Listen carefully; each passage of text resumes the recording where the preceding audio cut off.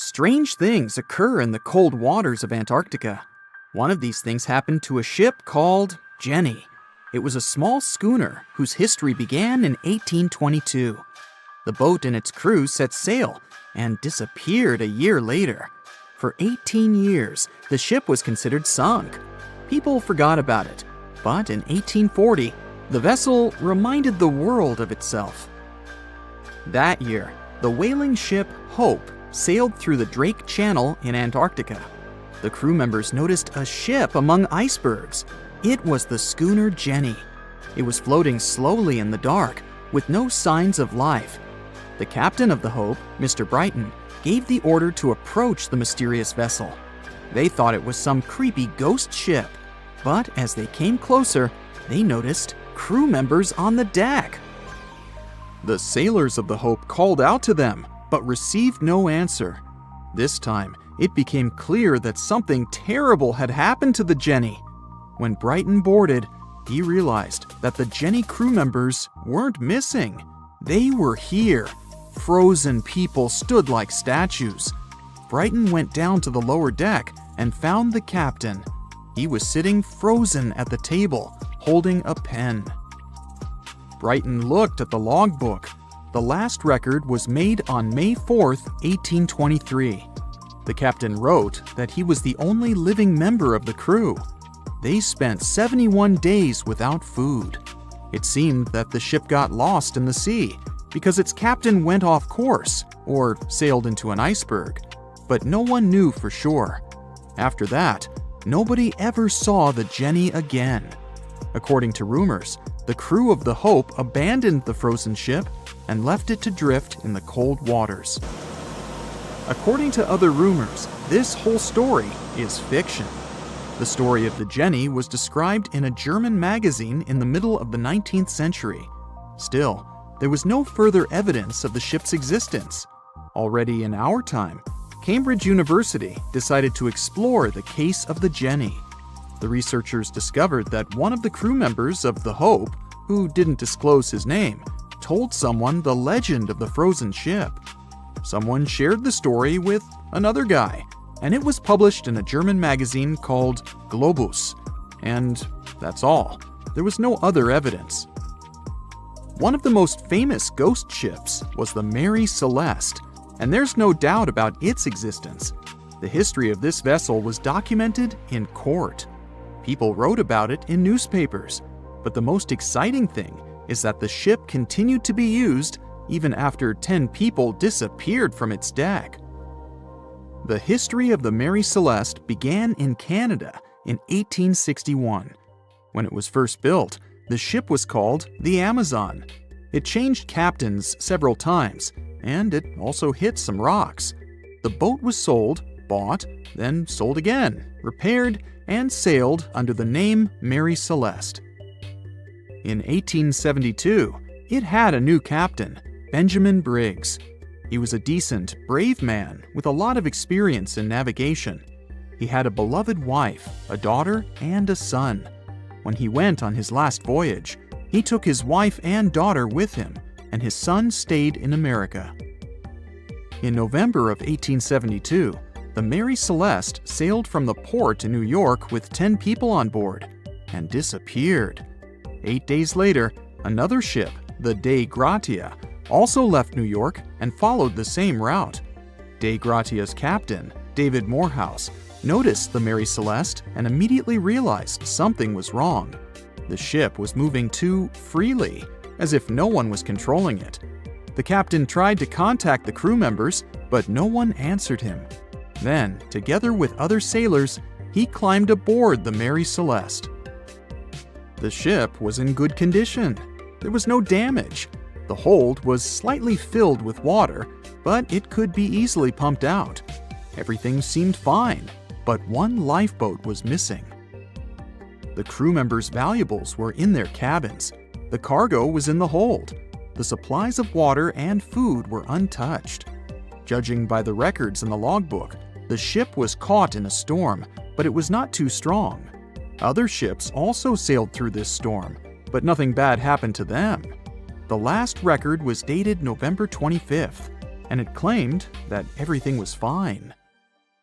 The sails of the Mary Celeste were slightly damaged, but perhaps it happened after the crew had disappeared. The whole ship was in excellent condition, but what made the people leave it? Part of the crew of the Dei Gratia stayed on board the Mary Celeste to bring it to dry land. Everything went well. They delivered the ship to the closest port. Next, the captain of the Dei Gratia appeared before the court and told about what had happened. However, the prosecutor and the judge didn't want to believe in the story of the Mary Celeste. They were sure the captain got rid of the ship's crew to get money for its cargo. According to the maritime laws of that time, if you found a ghost ship with valuable cargo, then a substantial part of this cargo belonged to you. So, many people thought that David Morehouse decided to earn some money. This version seemed to be more valid than the one about the mysterious disappearance of 10 people. Fortunately, no one accused the captain of committing a crime.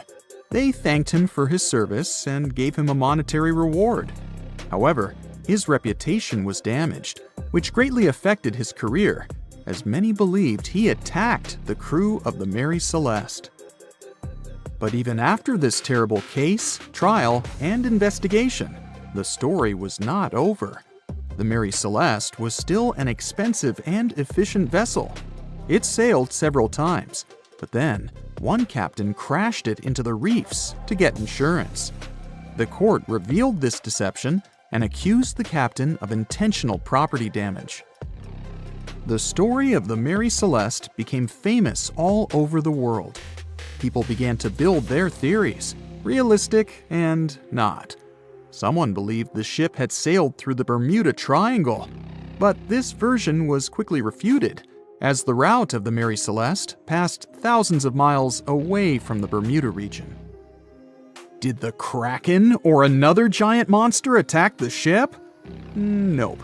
Since the boat was found in almost perfect condition, there were no signs of a struggle.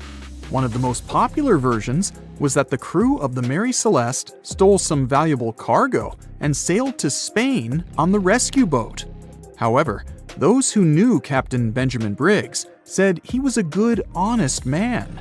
Besides, he had a son in New York, and Briggs would never leave him. A more thorough investigation revealed that a series of accidental circumstances could have caused the disappearance of the ship's crew. Before its last voyage, the vessel delivered coal. Perhaps the pump intended for pumping water got clogged with coal after that, and when the ship got into a storm, the hold filled with water and the pump broke. The captain couldn't understand the amount of water because numerous barrels in the cargo hold blocked the view. Benjamin Briggs assumed it was dangerous to stay on the ship during a storm, so he evacuated with the passengers on a lifeboat. Perhaps they were close to land and decided to sail there, but the storm intensified and overturned the boat. Also, one record in the log journal said that the chronometer was faulty. It was a device that helped to determine your location at sea using longitude. Briggs got lost and didn't know which way to sail. The storm was strong, and he couldn't determine whether the ship would sink. Perhaps Briggs decided to leave the ship in a rescue boat when he saw the coast of the Azores. The uniqueness of this ghost ship case is that, unlike many others, you can investigate it yourself. There's a lot of information about the Mary Celeste on the internet. There are documentaries and research articles. Perhaps you'll be able to notice something that others haven't seen and solve the mystery of the disappearance of 10 people. They say nothing is ever lost, and it's true. Let's discover ships frozen in time. The first one is truly fascinating. Here, the Antikythera shipwreck. It's a Greek trading ship from the 1st century BCE. It's located on the east side of the Greek island of Antikythera and at the merging point of the Aegean and Mediterranean seas. Around 2,000 years later, in 1900, a group of Greek sponge divers discovered the wreck. They were going to Tunisia, yet they were forced to find shelter from a storm on a nearby island. Since they couldn't go anywhere due to the storm, they decided to look for sponges until the weather got calmer. one of the divers discovered the shipwreck at depths of around 130 feet. Imagine someone going for a sponge hunt, but getting out to the surface with archaeological treasures. The captain of the sponge boat talked to the Greek officials about what they had found. The officials sent 2 ships to the wreckage. The salvage operation was successful, and discoveries are now in Greece's National Archaeological Museum in Athens. The findings included 3 life-sized marble horses, jewelry, coins, and hundreds of works of art, including a 7-foot-tall colossus statue of Hercules.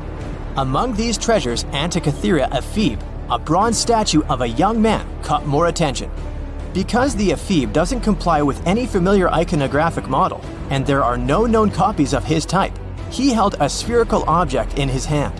Scholars have different theories of who that person could be, but they are not in a consensus yet. More than 70 years later, Jacques-Yves Cousteau and his team went to the area and recovered hundreds more artifacts and the remains of 4 people. Interestingly, they discovered a complex set of interlocking gears, capable of predicting the movement of the sun, moon, and several planets. The mechanism can also show the times of solar and lunar eclipses years into the future. Think of this Antikythera mechanism as an early computer calendar, to plan significant events like agricultural activities, religious rituals, and Olympic Games. These artifacts found in the Antikythera wreckage are some of the most important findings in modern archaeology. Just the Antikythera mechanism itself has changed our perception of the limits of ancient technology. The mechanism has a sophisticated design and was made over 1,000 years ago. After all these amazing discoveries, experts believe that the wreckage site has remained largely unexplored, and is mostly because of its location and the landscape of the seafloor on which the ship rests. The wreck is too deep for scuba divers but too shallow to use something like a submersible. A survey made on the seafloor in 2012 showed evidence of a second wreck about 800 feet to the south. It's clear that this area has a lot to offer humanity. What would happen if those sponge hunters didn't go to the area? Scientists found a shipwreck in Antarctica at the bottom of the Weddell Sea 107 years after it sank. The name of the ship was Endurance, and it was the lost vessel of Antarctic explorer Sir Ernest Shackleton. Scientists who laid eyes on it decades later say it is among the greatest undiscovered shipwrecks ever. That is why they filmed the whole discovery. The video shows the remains of the Endurance and proves it is still in remarkable condition. It has been sitting in 10,000 feet of water for over a century, yet it looks like it sank very recently. So the story goes like this. The ship was crushed by ice and sank in 1915. Shackleton and his crewmates had to escape by themselves in small lifeboats. From then on, it was all about survival. Shackleton imagined to get his crew to safety. Then, the ship sank. Yes, this is a pretty impressive story. But why did scientists prize this ship? Firstly, Shackleton's Imperial Trans-Antarctic Expedition sailed to make the first land crossing of Antarctica. Yes, the crew was trapped in ice, but the intention was important. Secondly, it's about the challenge itself of finding the shipwreck. The Weddell Sea is almost always covered in thick sea ice. The same ice that made the Endurance sink. Getting near the presumed sinking location is super hard, let alone being able to conduct research. Experts of the modern expedition team foresaw the time when the lowest extent of Antarctic sea ice would come using satellite images. They realized that the weather was in their favor to start an expedition. Dr. John Shears said that they have successfully completed the world's most difficult shipwreck search, fighting against constantly shifting sea ice, blizzards, and temperatures decreasing to -0.4 degrees Fahrenheit. Yeesh, I can't imagine the worst conditions in Antarctica if these conditions are in their favor. Lastly, look at this. It's timbers. They're very much intact. Plus, you can read the ship's name. It's still visible. Marine archaeologist Menson Bound says that this is the finest wooden shipwreck he has ever discovered. He has 50 years of career experience, so I believe the guy. So how come the wood is not rotten? Dr. Michelle Taylor, a deep-sea polar biologist, said that there has been little wood deterioration because the wood-munching animals are not in this forest-free region of Antarctica. Workers of a coal mine in East Serbia discovered 3 shipwrecks that had been there for at least 1,300 years. The largest shipwreck is an ancient Roman fleet. It's around 50 feet long with a flat bottom. It's estimated that the ship could carry a crew of 30 to 35 people. Looking at its hull, you can see the marks of repairs. Wow, this one had a lengthy career. You know, it gives us insight into more than 1,000 years ago. The two smaller vessels, on the other hand, match descriptions of boats used by Slavic groups to attack the Roman frontier. These two have been discovered under mud and clay in an ancient riverbed. Apparently, in those times, there was a Roman base in a place called Viminacium City. Interestingly, Viminacium was a provincial capital with an estimated 40,000 inhabitants in the 4th century CE. For comparison, it was even larger than Pompeii. The Kostolac coal mine is a center of hidden gems. Archaeologists had found evidence of ancient human and animal activity here before. For instance, in 2012, experts found bones of at least 5 woolly mammoths, which went extinct about 10,000 years ago. Canadian archaeologists found a ship 150 years after it went missing in the Canadian Arctic waters. This merchant ship is called HMS Investigator. It was purchased in 1848 to search for the explorer Sir John Franklin's ship that got lost in the Northwest Passage expedition. So, HMS Investigator left Britain in 1850 for this rescue operation. The expedition crew, captained by Robert McClure, sailed the Investigator into the water. He realized that he was in the final leg of the Northwest Passage, the sea route across North America. But before he could sail into the Beaufort Sea, the 122-ton ship itself got stuck in the thick ice. The crew spent the winter over the Prince of Wales Strait. The following summer, McClure tried again to sail to the end of the passage, but the ice blocked his way once more. Here, too, the crew was forced to leave the ship. He steered the crew into the Bay of Mercy. There, they were to remain until 1853 when the crew of the HMS Resolute rescued them. Imagine a crew of 60 people who had to spend 3 winters in the Arctic without even knowing if they would survive. Later on, the ship was found sitting upright in about 36 feet of water. It was in very good condition. Arctic water has prevented the outer deck of the vessel from deteriorating quickly. The outline of the ship and its timber can be clearly seen. Plus, archaeologists have uncovered artifacts on land left by the sailors. They had unloaded everything before abandoning the Investigator. 3 sailor graves and 1 British naval shipwreck had also been discovered in the area. I wonder what else they could find there. Wow, it's the only place where 1 minute you're learning 17 natural ways how to get rid of houseflies, and the next, you're taking an epic journey straight into a black hole. More than 10 billion, with a B, views in total. That's 47 billion minutes watched, or more than 70,000 years. That's all the way back to the Ice Age. No, I wasn't around then. 40,000 videos, hundreds of topics, and most importantly you, a whole 44 million of you. Our viewers. We could populate an entire country if we wanted to. We'd like to continue helping you learn and giving you useful skill improvement tips. Got a thirst for knowledge? We've prepared 4 masterclasses on creating a 2D character animation from scratch, 10 hours of video lessons, practical tasks using professional software, and additional materials that you can use with your own projects. Get the full course now and create your own animated masterpiece. They said it was the most technologically advanced ship. They said it was unsinkable. And when it sank, they made a movie about it. These were the main reasons why the Titanic disaster became world famous. But unfortunately, this is not the only large-scale shipwreck. And sadly, there have been cases much worse than the tragedy of the Titanic.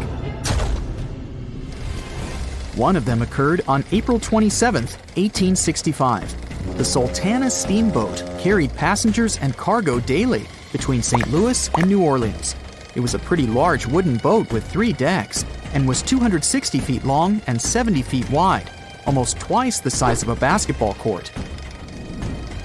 The ship could carry about 350 passengers, but on that unfortunate day, more than 2,000 people were on it. On April 23rd, she was making a routine voyage from New Orleans when it broke down. Something was wrong with the boiler, so the vessel docked in Vicksburg for repairs. At the port, the ship's captain, James Cass Mason, found out about an excellent opportunity to earn a lot of money. All he needed to do was to transfer a large group of former prisoners to the north. The captain agreed to do it, but the problem was that the boiler required a lot of time to repair.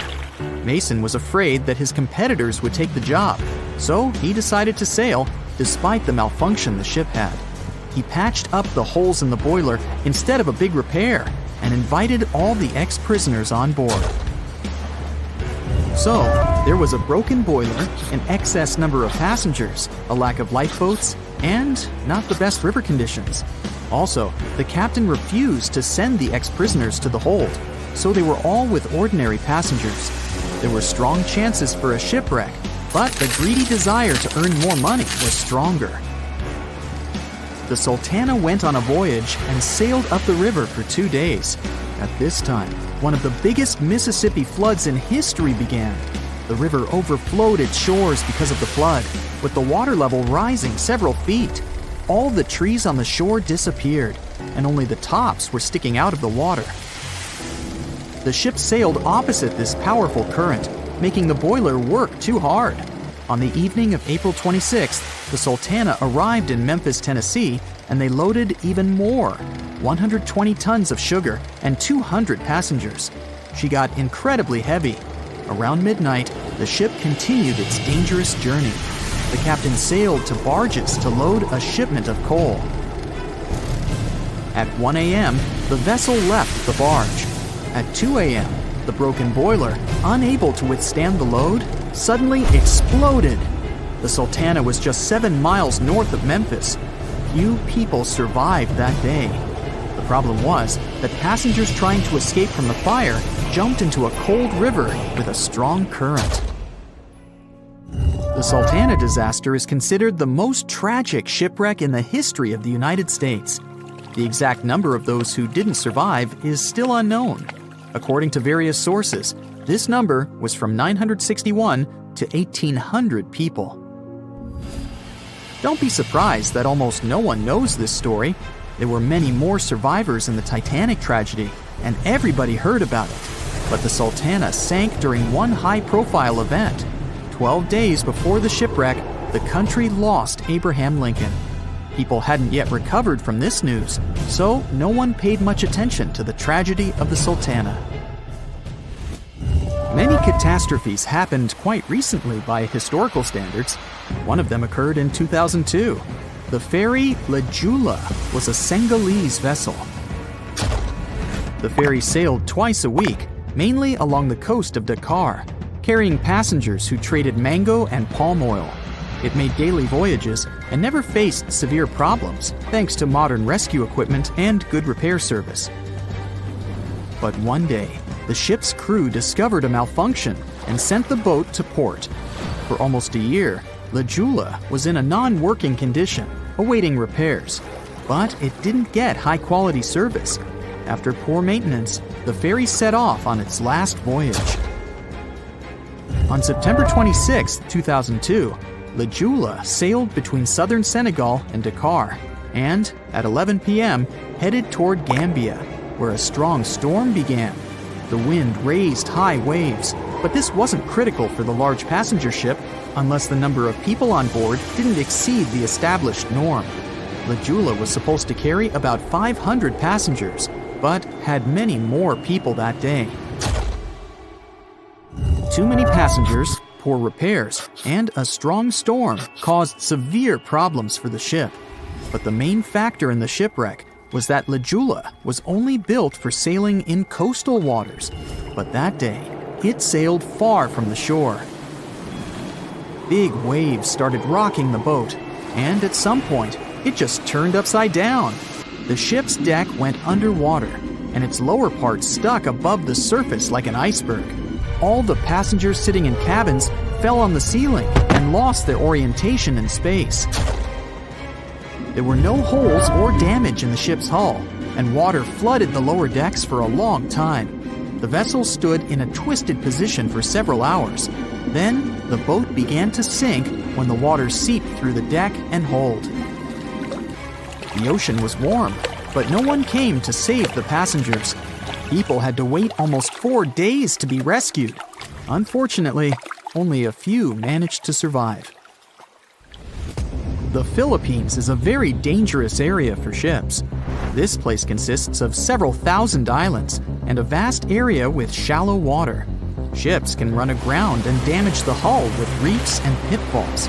On September 20th, 1987, one of the most terrible disasters in navigation history occurred there. A Philippine passenger ferry called Dona Paz left one of the islands and sailed toward Manila. The sun was shining, the ocean was calm, and the visibility was good. But for some reason, the crew members didn't notice how the tanker Vector was approaching them. The two ships collided at low speed. The collision wasn't strong, but the problem was that the Vector had tons of oil on board, and the Dona Paz crashed into the cargo hold where that oil was stored. So it spilled all over the ocean, and then a spark slipped through. Not only did the two ships catch fire, but also filled with water. Both ships sank in a matter of seconds. Only a few dozen people survived that disaster. On September 27, 1854, the passenger ship Arctic sailed from Liverpool to New York. The fog came rolling down, and visibility got really bad. Another boat appeared out of the thick white haze, the French steamer Vesta. The ships were close enough to each other that a collision was inevitable. The French vessel was smaller, so it seemed to the Arctic's captain that Vesta had received a lot of damage. And while he was staring at the other ship, his boat got quickly filled with water. The captain gave the order to sail to the shore as fast as possible, but the ship's engines stopped working because of the flood. Then the ship's crew started to lower lifeboats with women and kids. Still, when rescuers found lifeboats with people, it turned out that only 87 out of 400 people survived, 65 crew members and 22 passengers. Surprisingly, there were only grown men among them. The ship's captain survived by clinging to the wreckage. All newspapers wrote about this story as one of the most terrible and shameful tragedies in navigation history. The survivors were criticized because they didn't save women and kids, and the crew members were accused of violating the law, since the safety of passengers should be higher than the safety of sailors. But despite this, none of them were brought to responsibility. Unfortunately, shipwrecks still occur to this day, but fortunately, there are fewer of them than before, thanks to modern navigation systems and radar. But no technology can guarantee there won't be a super strong storm or any other emergency that no one can foresee. As an experienced sailor and the first man to ever sail non-stop on his own around North and South America, Matt Rutherford has seen a lot during his voyages. But what he saw in 2013 while sailing through the waters of the Atlantic with his colleague surely stands out. Some 800 miles off the coast of Bermuda, not far away from the famous Bermuda Triangle, they noticed a boat that seemed to be moving by itself. The sails weren't up and the motor wasn't running. The sailors decided to check if there was someone who needed their help aboard, so they moved closer to the mysterious ship. Once they got there, things only got weirder, as they realized there wasn't a living soul aboard. Rutherford started filming to document their discovery. The boat looked so awfully abandoned that they expected to find some pretty scary things in there. But it didn't stop Rutherford from searching the vessel.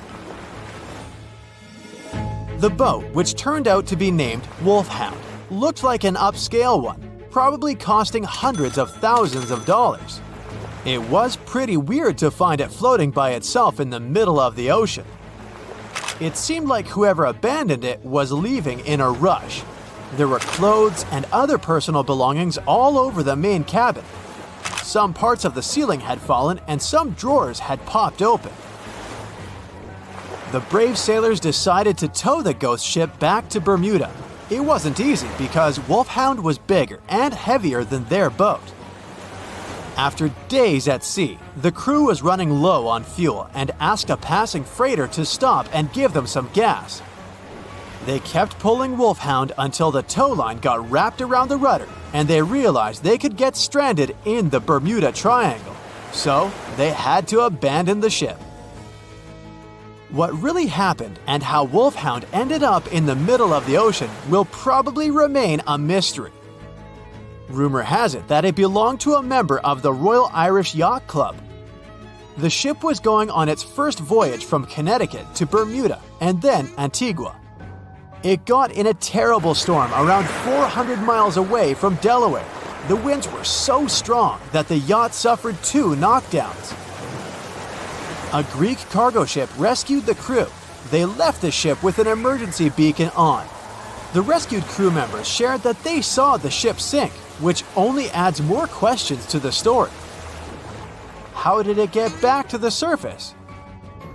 Does the Bermuda Triangle have anything to do with that? Christopher Columbus himself reported some unusual compass activity going on in this mysterious area while he was on his way to the New World. Despite the stories of more than 50 ships and 20 planes disappearing in the area, it remains one of the most heavily traveled shipping routes in the world. Some skeptics believe that this fact solves the Bermuda Triangle mystery. It could make sense because the busier the area, the more accidents happen there. But then again, it's not the number of disappearances that makes the place so mysterious. It's the lack of explanation and wreckage lost for good. The first ever confirmed ship to vanish in the Bermuda Triangle was the USS Pickering. In 1800, it departed from the US on its way to the West Indies. The ship sailed into the Bermuda Triangle along with its 90-man crew. No one ever heard anything from them ever since. The popular explanation is that the ship was taken out by a storm. But because no one found any wreckage, we'll never know for sure. The largest ship that has ever disappeared in this mysterious area was the USS Cyclops. In March 1918, carrying a crew of 306 people, the USS Cyclops left Barbados and headed home to Baltimore. The ship passed through the Bermuda Triangle on its journey and vanished into thin air, or rather, water. The Cyclops never sent any distress signal and disappeared without any explanation or trace. The Bermuda Triangle isn't the only place in the world where ships go missing or mysteriously resurface. One of the most famous ghost ship stories would be of SS Baychimo. The large cargo steamer was built in Sweden. On October 1st, 1931, it got caught in pack ice. The crew decided to wait it out and managed to break free after a couple of days, only to get trapped again in less than a week. This time, they didn't manage to make it out. A rescue team went by air to save 22 of the crew members. 15 other members stayed in a wooden shelter they built not far away from the ship. Their plan was to wait out the winter and get back aboard. At the end of November, a strong blizzard was rushing through the area.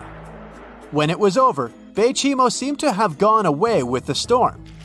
The captain decided it must have broken and sunk, but a few days later, a local hunter informed them that he had seen the ship around 45 miles away from their camp.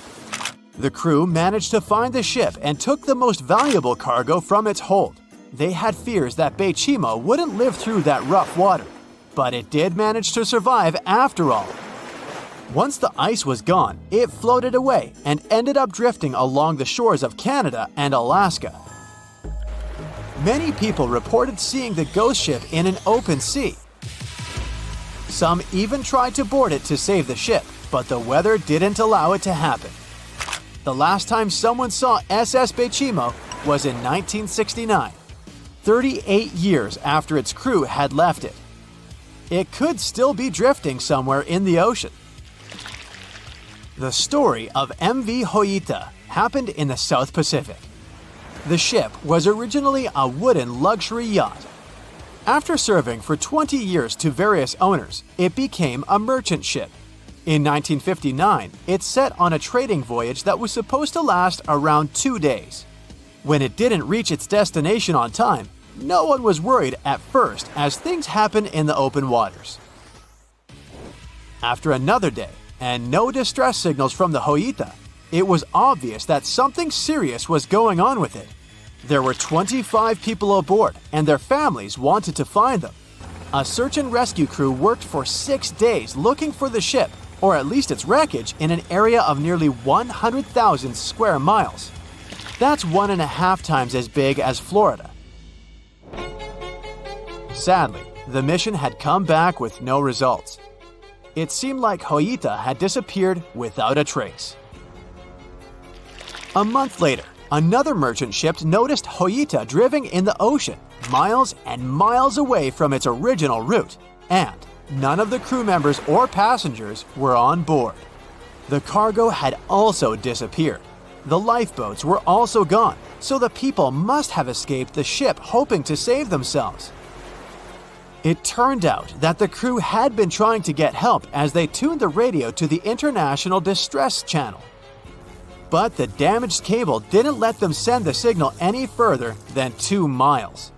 It also looked like when they were leaving the ship, the crew took the logbook with them, and we still don't know what exactly happened to Hoita. Family members of those who were on board are still looking for answers. One professor claims it must have been a corroded pipe that leaked and flooded the vessel, but we'll most likely never know for sure. In the Pacific Ocean, near Japan, there is an area nicknamed the Devil's Sea. It's believed to be one of the 12 vile vortices around the Earth. Some people claim that vile vortices have weird things going on in them because the pull of the planet's electromagnetic waves is stronger there than anywhere else.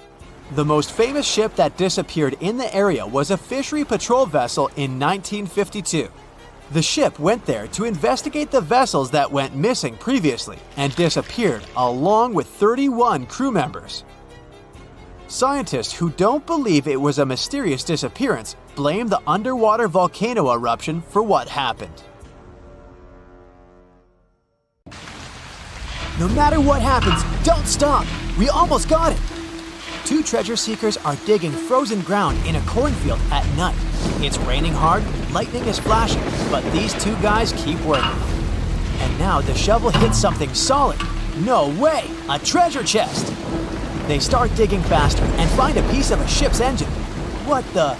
Far from the seas and lakes, somewhere under the fields of Kansas City, they found a giant sunken ship. How is this possible? Now you'll see. Some people spend their lives searching for shipwrecks with treasures underground. One of them is explorer David Hawley. He's been looking for such ships far from the seas, rivers, and oceans for many years. He does this because he likes the feeling of adventure. The holds of these ships may contain chests of gold, antiques, and artifacts, and you can get a lot of money for them. David says you don't have to go into the ocean to find a sunken ship. They may be lying in your backyard. But why do ships end up buried underground among fields, farms, and plains? Let's find out using the example of steamboat Great White Arabia. According to old records, the newspaper clippings, this ship had been carrying about 200 tons of treasure before it sank in 1856. Many rumors and local legends said the ship was lying underground, a few miles northeast of Kansas City. It was there because people deliberately altered the riverbed and channels of the Missouri River in the second half of the 19th century. They artificially brought the shores closer to each other. They narrowed the river to increase the flow's speed, so boats could sail much faster. In the 19th century, steamboats were the most popular means of transporting passengers and goods. Before railroads, they extended the western border across the Mississippi and Missouri rivers and brought supplies to people. That's why it was so important to increase the speed of their movement. So, on September 5, 1856, Arabia was sailing along such an estuary. It came across a snag sticking out of the water. A piece of log quickly flooded the ship. Fortunately, all passengers were evacuated. But the steamer and its precious cargo reached the silt bottom of the Missouri River in a few minutes. Several years had passed. Everyone forgot about the vessel. During this time, the course of the Missouri River had changed. But Arabia remained under the wet, muddy bottom. The soil level above it was getting higher, and the ground was losing moisture. Eventually, Many decades later, a cornfield formed above the sunken ship. In the 1980s, one farmer owned this area, and he had no idea what was hidden in his territory. David Hawley carefully studied the history of the sunken ships of the USA. He knew that hundreds of steamers had gone underwater all over Missouri, but most of all, he was interested in Arabia, as there were rumors that it was filled with gold and other valuable things. The territory of cornfields in Kansas was vast, but David Hawley knew how to search properly. In 1987, he started working, first together with his brother and father. They collected all the clippings from old newspapers they could find. They were looking not only for information about the steamer, but also for maps of the Missouri River. They tracked its historical changes, checked the dates, and identified a large area where the steamer sank. Next, they used electromagnetic testing and other geological stuff to study the soil and find the right place. They searched for differences in ground moisture and density. Then, they went through the territory with powerful metal detectors. And so, by the fall of 1988, they had determined the location of the steamer. Arabia was the size of a football field. This gigantic vessel lay 45 feet underground, 4 stories down. But before they started excavating, they had to ask the owner of the cornfield for permission. For the farmer, this news was a big surprise. He agreed, on the condition that the excavations would be completed by spring so that he could sow a new crop. Digging a giant ship in winter is much more difficult and expensive than at other times. It includes additional equipment, electricity, and heating costs. The team worked day and night. They financed the excavations out of their own pocket. Each invested more than $10,000 and took out a bank loan. Finally, they noticed the first details of the ship. The shovels hit the huge engine boilers and the deck. The goal had been achieved. Most of the cargo lying inside the sunken ships is covered with rust, shells, mud, and is badly damaged. The contents of Arabia were in excellent condition, considering that the ship had sunk 130 years prior. Unfortunately, they didn't find the chests of gold. Still, they got several tons of other valuable cargo, household items of people who lived in the middle of the 19th century. It was a time capsule. The ship was carrying supplies for hundreds and thousands of people, and all these things were perfectly preserved. For example, they could clearly see the brand stamp Goodyear Rubber Company on one rubber shoe. The longer the excavations continued, the more things David and his team found. In the barrels, they found plates from the 19th century. They were intact and usable. Also, there were clean clothes, thousands of pairs of shoes, harpoons, frying pans, and umbrellas. The ship was carrying cargo to supply about 16 small towns. Yes, it's not gold, but such artifacts are also precious. The contents of the ship could be worth millions. However, the crew wasn't going to sell these things. They made a museum on the site of a former fruit market in Kansas City. If you go there, you will immediately feel like you're in a department store of the 19th century. There are thousands of items in good condition. Even the matches here are dry enough to light up. It took David many years to present the entire collection from the steamship. He values each of the items and doesn't want to sell them. Anyone can come here, pay for a ticket, and find themselves in the past. Who knows, maybe there's an old ship hidden in your backyard too. Geologists found an older vessel in the hot desert of Namibia in 2008. This ship sailed back in the days when pirates scared sailors on the seas, and now it's inside a dried-up lagoon. The ship sailed from Lisbon in 1533 and disappeared with the crew near a small diamond mining town. After almost 500 years, the hull had been badly damaged. Only the carcass of the ship remained, but the treasure hidden inside the vessel stayed intact. They carefully studied the boat for a long time, trying not to ruin anything. And then, 5 days later, they found a big old chest in the hold. Carefully opening it, they found gold coins there. Thus, the cost of the ship was estimated at about $10 million. The exact cause of the shipwreck is unknown, but experts believe the ship was destroyed by heavy cargo and bad weather. It went to the bottom of a lagoon that later became a desert. Some find an airplane in their backyard, others discover a ship, and one man found a passage to an ancient secret city in his house. This happened in Turkey in 1963. The owners of the building decided to make repairs. He went to his basement and knocked down the wall to turn this place into a living room. And so, behind one wall, he found a tunnel leading underground. The man thought it was some kind of a secret chamber. He went down there and realized it was something much more than that. It was an ancient city 18 floors deep. People built it in the years 780 to 1180 as a refuge from weather disasters and the invasion of enemies. This place also includes many underground tunnels that stretch for several miles in different directions. People could get to the town from different points using secret passages leading to these roads. The city can accommodate about 20,000 residents, livestock, and tons of food supplies. Archaeologists have also found a chapel, schools, stables, and public kitchens there. The year was 1854, and the SS Arctic, the fastest passenger liner of its time, set out to cross the Atlantic. As it sailed through the misty veil, it slowly disappeared into the unknown. The Collins Line, an American shipping company, was started in 1818 and only began seriously trading in the transatlantic by 1835. Its steamships crossed the Atlantic from Liverpool to New York within just 10 days. Doesn't sound like a great speed today, I know, but back then, the same thing took other ships several weeks.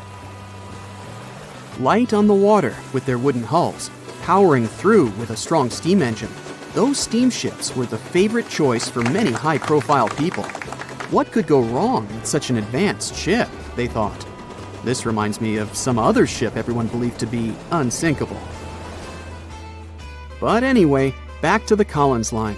It grew to be a serious contender on transatlantic routes, with only one other competitor, the Cunard's Line.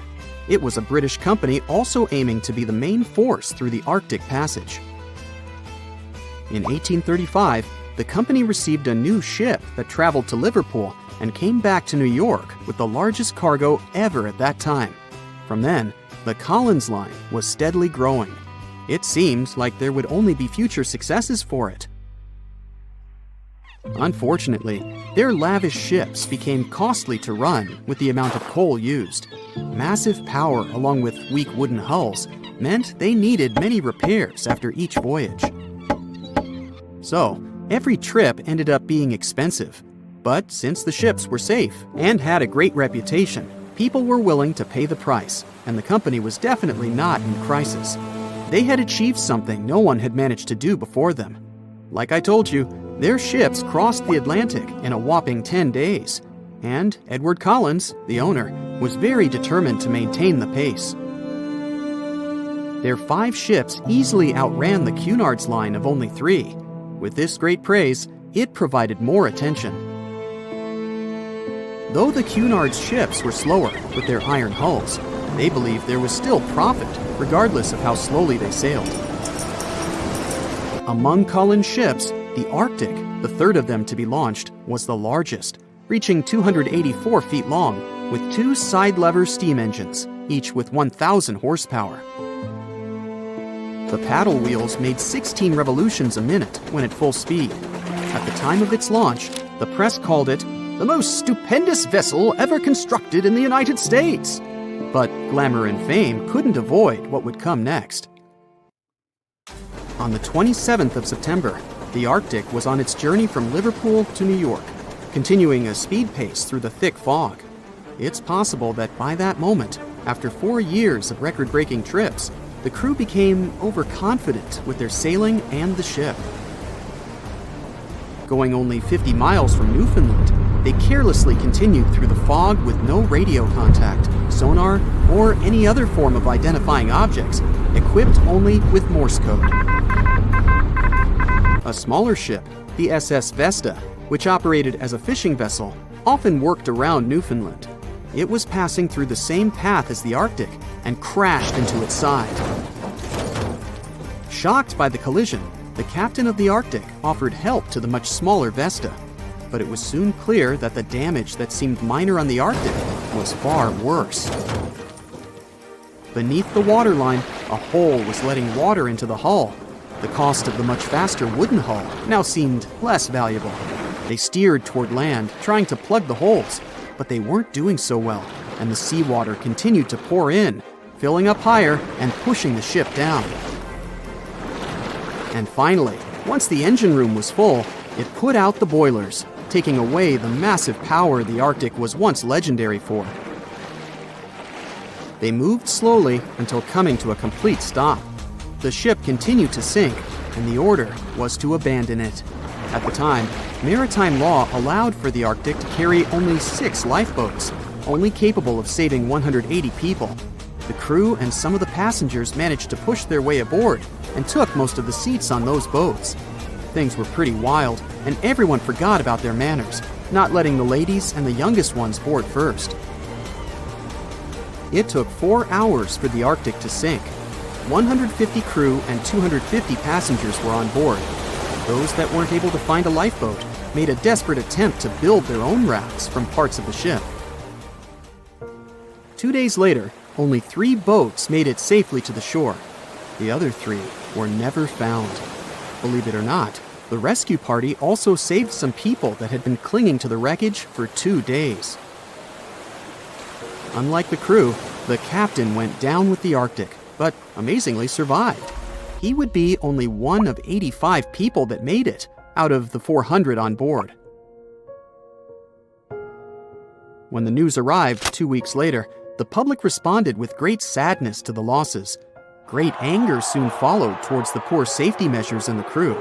The press published demands to change the laws for more lifeboats. It only made sense to have enough for every person on board a ship. But they ignored those requests. This neglect would lead to more disasters in the future. Enough lifeboats would only come into maritime law some 60 years later, after the disaster of the Titanic. Edward Cullen's wife and 2 children were also aboard the ship and didn't return. He was heartbroken, but didn't stop running his business. The Collins line still had a reputation to uphold, the biggest, fastest, and most luxurious on the Atlantic. Edward Collins would now build an even better ship than any other. It was named the Adriatic, and it was the largest ship in the world, 354 feet long. With 2 alternating steam engines that had never been built of this size. These steam engines at the time were at the height of engineering, though today you can only see them in models and toys. With the new addition of 2 masts, the Adriatic would also be able to sail if needed. Luckily, they made some lessons from the disaster of the Arctic. But before their new ship, the Adriatic, was built, another disaster had occurred. The sister ship of the Arctic had also sunk. They believed this second ship was desperate to stay in front of the Cunard's line and hit an iceberg somewhere during the race. This weird contest took the lives of 141 people. The desperation of Collins and his weakly built hulls pushed the company towards bankruptcy in 1858. The newly built Adriatic, costing over $1 million, had only made 1 voyage in the end. And even that voyage was considered a disaster. The ship collided with a tugboat. It still managed to finish its maiden voyage at a suitable time. After the company had gone bankrupt, they had to sell the ship for only $50,000. They removed the great giant engines, replacing them with only sails. Although it was once the greatest ship on the high seas, it was only 30 years later until it was abandoned, labeled irreparable, and anchored in a river. The other remaining ships were also sold and only used for parts. Edward Collins left the industry altogether, seeking work on dry land instead. As the Collins line was no longer in the mix, the Cunards would grow in strength. Without competition, they would win the Blue Ribbon for the next 30 years, and 180 years later, after producing hundreds of ships. They still have a constant presence on the seas as they provide transatlantic crossings, world voyages, and leisure cruises. To this day, the Cunard line is the only one to run ships between Europe and America, and it's great proof that it's not always the fastest that's the best. Thick fog is rising over the ocean as the sun is slowly sinking towards the horizon.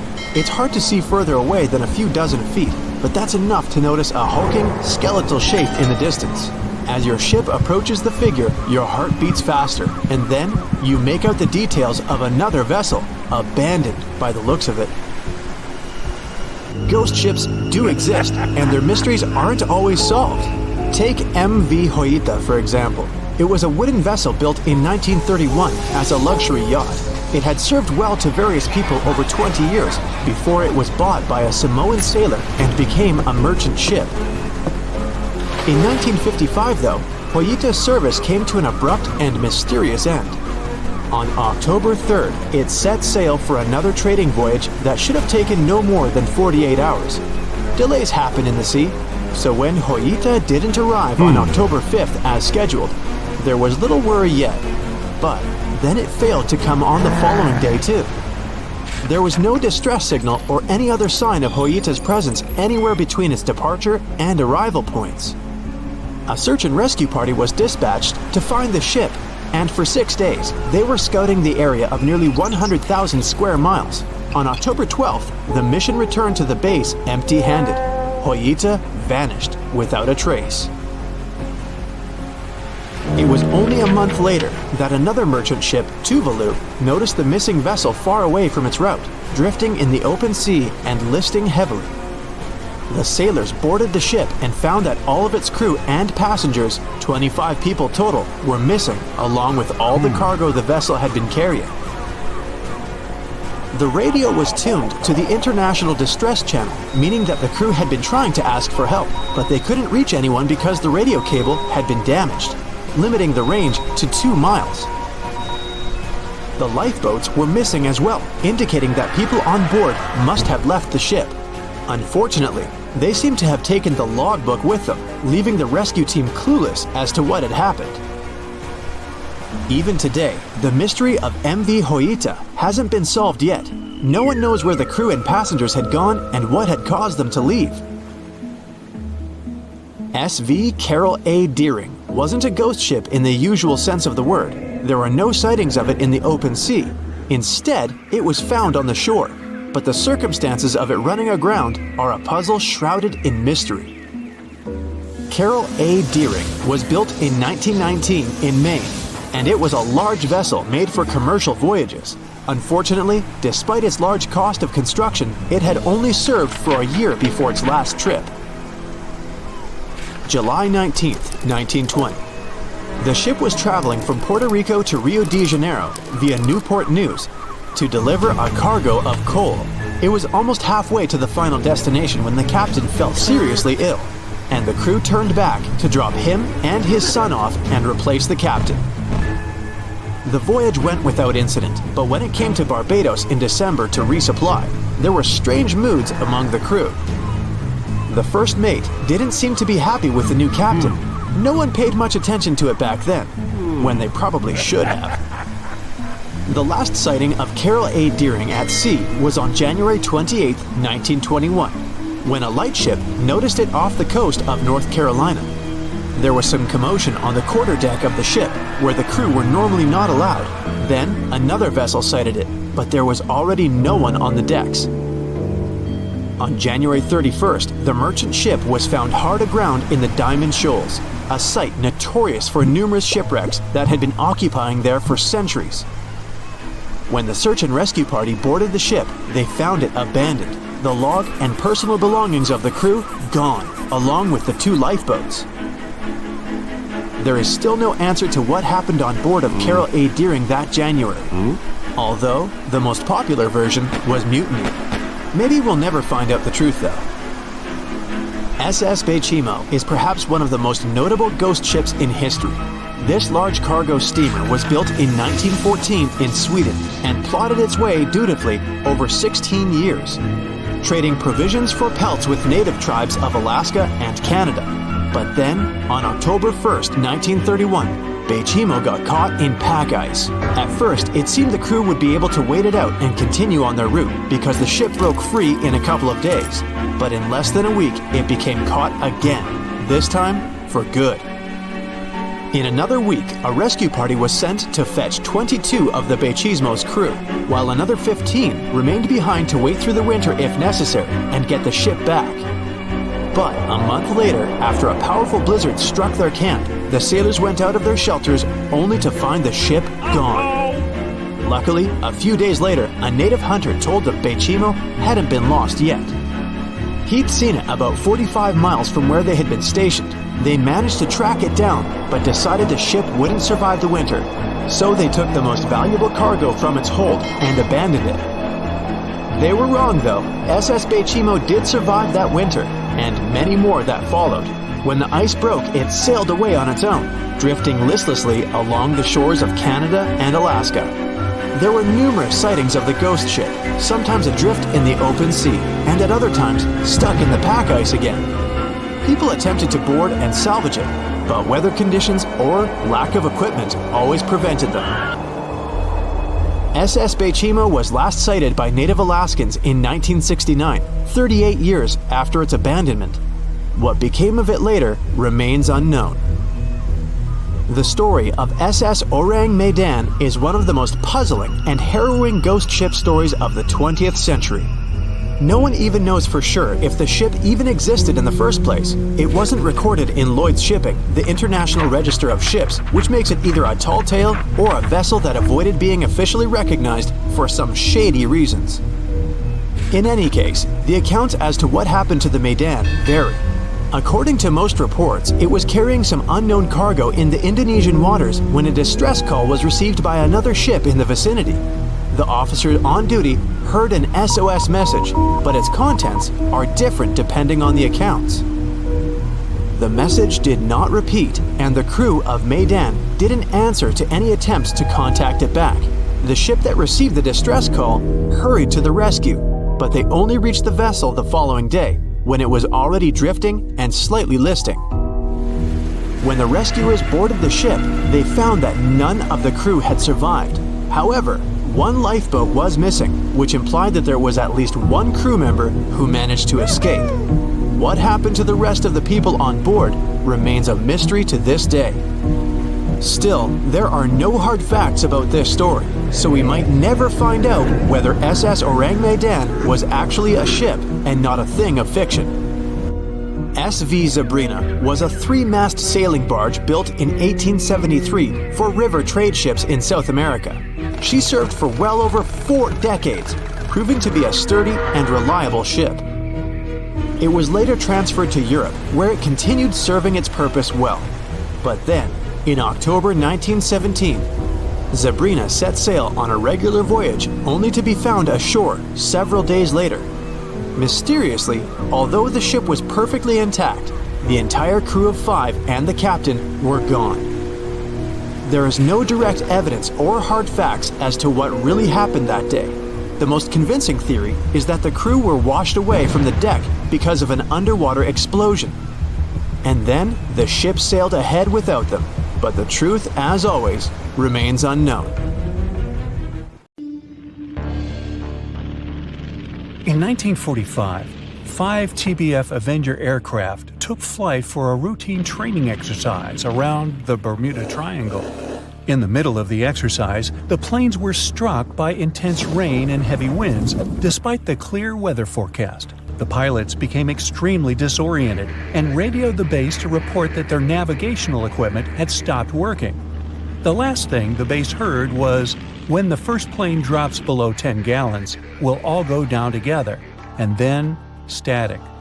The 5 planes and their 14 crew members were never seen or heard from again. On his very first voyage to the New World in 1492, Christopher Columbus sailed through the Bermuda Triangle. Columbus reported that one night, when he was on the deck of the ship, he noticed a giant light appear in the distance, unlike anything he had ever seen before. Columbus looked at his compass for direction, and it gave off erratic readings. You might have noticed that the Bermuda Triangle doesn't appear on any world map. This is because official institutions refuse to acknowledge that the area actually exists. A popular theory suggests that rogue waves are responsible for the many disappearances. Rogue waves are called extreme storm waves by scientists. They occur when different weather patterns take place at the same time and cause large, unexpected waves. Witnesses say that the waves look like giant walls of water. These waves could explain why ships go down fast and without leaving any trace. The Bermuda Triangle is home to some pretty intense and unexpected weather. Storms build up quickly and unexpectedly, then disappear soon after. If you blink, you might miss it. This could explain why few distress signals are issued. Pilots and sailors never saw the weather coming. No one knows exactly how many ships and planes have disappeared in the Bermuda Triangle. The rough estimate is 50 ships and 20 planes. Most of the time, the disappearances had no explanation and no wreckage has ever been left behind. Another bizarre theory trying to solve the Bermuda Triangle mystery comes from Charlie Berlitz. He insists that the area is home to the lost city of Atlantis. The missing ships and planes and malfunctioning equipment, according to him, were all caused by rays of energy let out by the special energy crystals that power Atlantis. While this sounds silly, Berlitz's theory was convincing enough that over 20 million people bought his book worldwide. In the year 1800, a large sailing vessel called the USS Pickering departed from the U.S. on its way to the West Indies. The ship sailed into the Bermuda Triangle along with its 90-man crew and was never heard from again. The USS Pickering was the first ever confirmed ship to vanish in the Bermuda Triangle. It's believed that the ship was taken out by a storm, but because no wreckage was ever found, we'll never know for sure. When the TBF Avenger planes went missing, a massive search operation was conducted. Boats and planes searched the Bermuda Triangle for any signs of the aircraft. One of the boats searching was a PBM-5 Mariner airboat. The airboat took flight at 7:27 p.m. and called in a routine radio message 3 minutes later. Then, it was never heard from again. No trace was ever found of the rescue airboat or the 5 Avenger aircraft. An enormous investigation was launched into the disappearance of all these vehicles, but nothing was ever discovered. This particular area of the ocean is one of the most heavily traveled shipping routes in the world. Some skeptics believe that this fact solves the mystery. Statistically, the busier the area, the higher the frequency of accidents and disappearances. While this makes sense, it's not the frequency of disappearances that's responsible for the mystery of the Bermuda Triangle. It's the lack of explanation or wreckage found. On the ocean floor, decomposing organisms let off large concentrations of methane gas that gets trapped under the water. This gas can build up until, boom, it ruptures. The gas surges up to the surface and erupts. If a ship was in the area of one of these ruptures, the water would become much less dense and cause the ship to sink rapidly and without warning. Scientists believe this could be the cause of the many disappearances in the Bermuda Triangle. While this theory makes a lot of sense, it doesn't seem too likely. The U.S. Geological Survey has stated that no large releases of gas are believed to have occurred in this area for the past 15,000 years. The ocean floor is made of rocks containing a lot of magnetite. It's more like iron. Magnetic fields react to high concentrations of magnetite on the ocean floor, which may start a sort of conflict between the two. It can often lead to various weather anomalies and, as a result, navigation issues. And, naturally, any changes in the ocean floor or the Earth's magnetic fields influence the Bermuda Triangle a lot. Since the magnetic field is constantly moving, it might be also taking the Bermuda Triangle with it. Now that people know where the triangle is, it's easy to avoid it.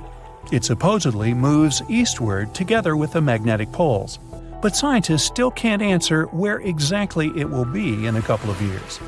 Some people blame all the disasters on the extraterrestrial paranormal activity. Others suppose it's all about raging natural phenomena. There's another triangle in Lake Michigan. Just like the one near Bermuda, the Michigan Triangle got its shady reputation for some disappearances. The first recorded one dates back to 1679. A large vessel, one of the largest of that time, set out on an expedition. Yet, once it got in the sinister triangle, it never came back. Much later, an aircraft disappeared in this triangle. The skies are usually very clear there, but back in 1883, Some people witnessed abnormal things in the area. Some claim to have seen large blocks of ice falling from the skies, and the crew even managed to save one as hard proof. Meanwhile, the Pacific Ocean mystery area is another sinister triangle. Off the south coast of Japan, not far away from Tokyo, there's a sea where plenty of ships met their doom, disappearing without a trace in these waters. They call it the Devil's Triangle. Some scientists believe the cause of anomalies is the environmental changes. Also, there's a really high concentration of methane hydrates on the bottom of the ocean in the Pacific Triangle area. You're deviating from your original course and sailing in the wrong direction. There's the Caribbean Sea near the triangle, peppered with small islands. The seafloor here isn't deep. The ship can get in shallow waters. And now the ship is stuck on a shoal, and you have no idea where you are. If this were the 21st century, the ship's captain would be able to reach the shore using GPS and other modern navigation. But the most interesting thing is that the compass would work correctly this time, since the magnetic North Pole hasn't already coincided with the true one for a long time in the territory of the Bermuda Triangle. The agonic line is somewhere far away from here. There are no problems with navigation now, but for some reason, this is where ships disappear. In fact, not just here. Throughout the Atlantic Ocean, there are places where many more ships were gone. The Bermuda Triangle is not even in the top 10 of such places. One of the main reasons why many ships are lost here is that one of the most popular shipping routes in the Atlantic passes through the Bermuda Triangle. And the more ships in one place, the more shipwrecks. Simple probability. Then, it just starts getting weird. Other theories say that there's a space-time rift in this region. Ships and planes fall into this rift and end up in the past or the future.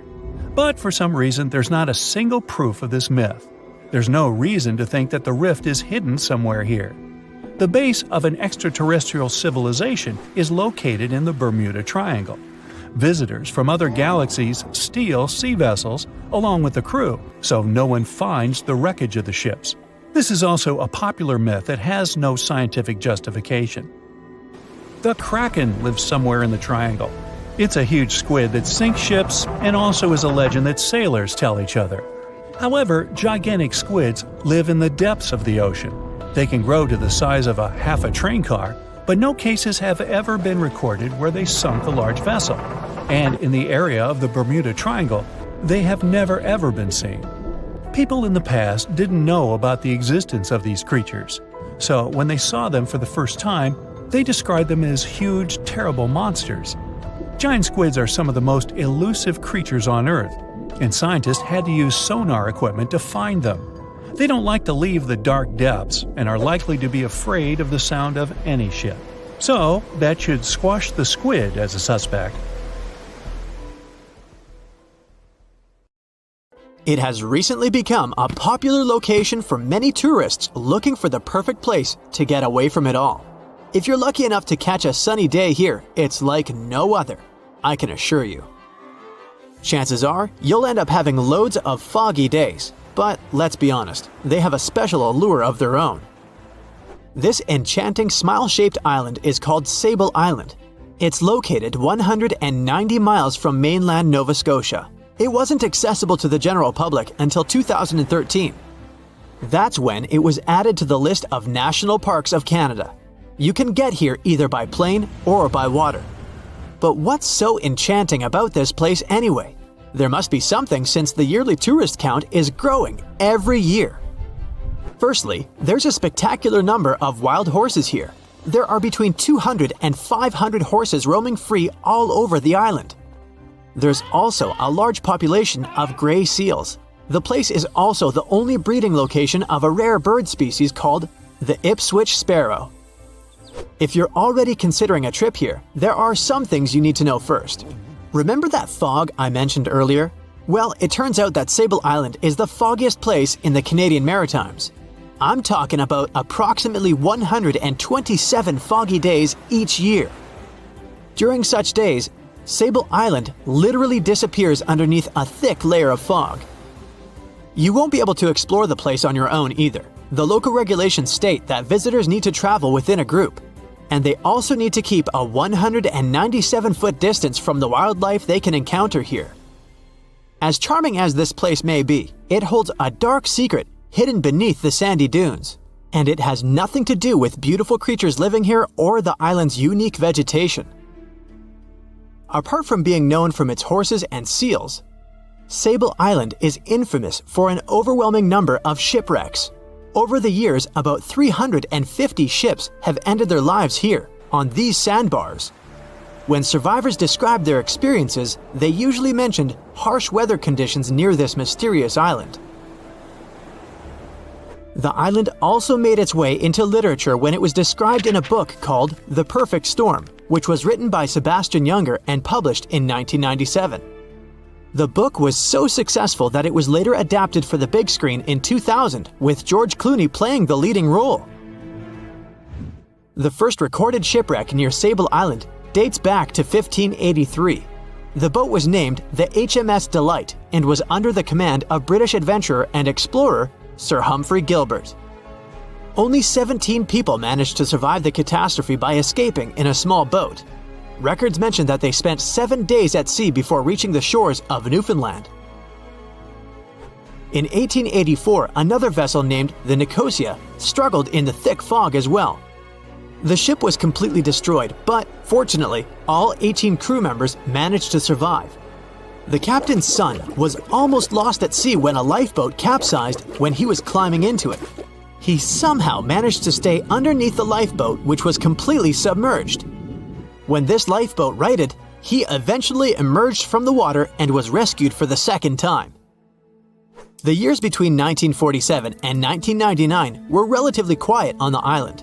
In 1999, though, a yacht called the Merrimack ran aground near the shore of the island at about 2 a.m. on July 27th. The 40-foot fiberglass boat had a crew of only 3 people. Natural gas exploration workers, who were luckily not far away, rescued them. The crew managed to fly safely to Halifax the next day. The owner of the Merrimack tried to recover his boat by hiring local fishermen.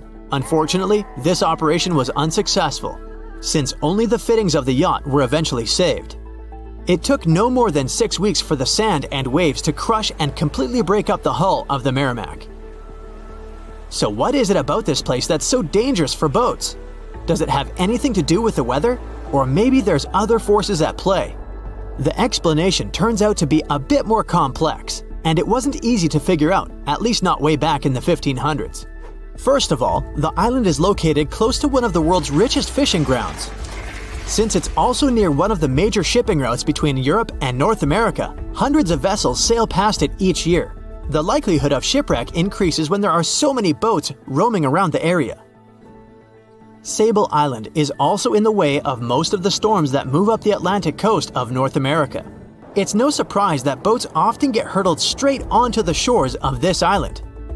The weather has a lot to do with it too. During the summer season, the warm air from the Gulf Stream creates a dense fog as it merges with the cool air by the Labrador Current that passes by the island. Other currents don't help the matter. Sable Island is next to the meeting point of 3 major ocean currents: the Gulf Stream, the Labrador Current, and the Belle Isle Current. Since the 1950s, radars and other modern navigation tools have been used on commercial vessels as well. Up until then, the sextant was the main instrument used to figure out a ship's location. It doesn't mean that sextants weren't accurate, but this instrument couldn't work properly without a clear view of the sun or stars, which means it didn't help much in dense fog, such as the one surrounding Sable Island, or when it was cloudy. Often during bad weather, the captain of a ship navigated, relying on their experiences and intuition based on the ship's speed and direction. That's why most of the survivors in shipwrecks near Sable Island said that the captain had simply miscalculated the ship's position, crashing into Sable Island by accident. This dusty, sandy land is as unfriendly to ships as it is to trees. There's reportedly a single tree on the whole island, and it looks a lot more like a bush. It's actually a pine tree. And since the famous island horses don't see it as much of a food source, it somehow managed to survive. Reports say that the tree was planted back in the 1950s. Local authorities were trying to grow a forest on the island to make it a bit more welcoming. They've planted tens of thousands of trees over the years, more than 69,000 evergreens, 600 fruit trees, and about 55 pounds of pine seeds, along with other plants which could survive the conditions on the island. But they were no match for the extreme weather and sandy soil. Out of all those plants, just one pine tree is still alive. Thanks to its resistance, it has even become a symbol of Sable Island.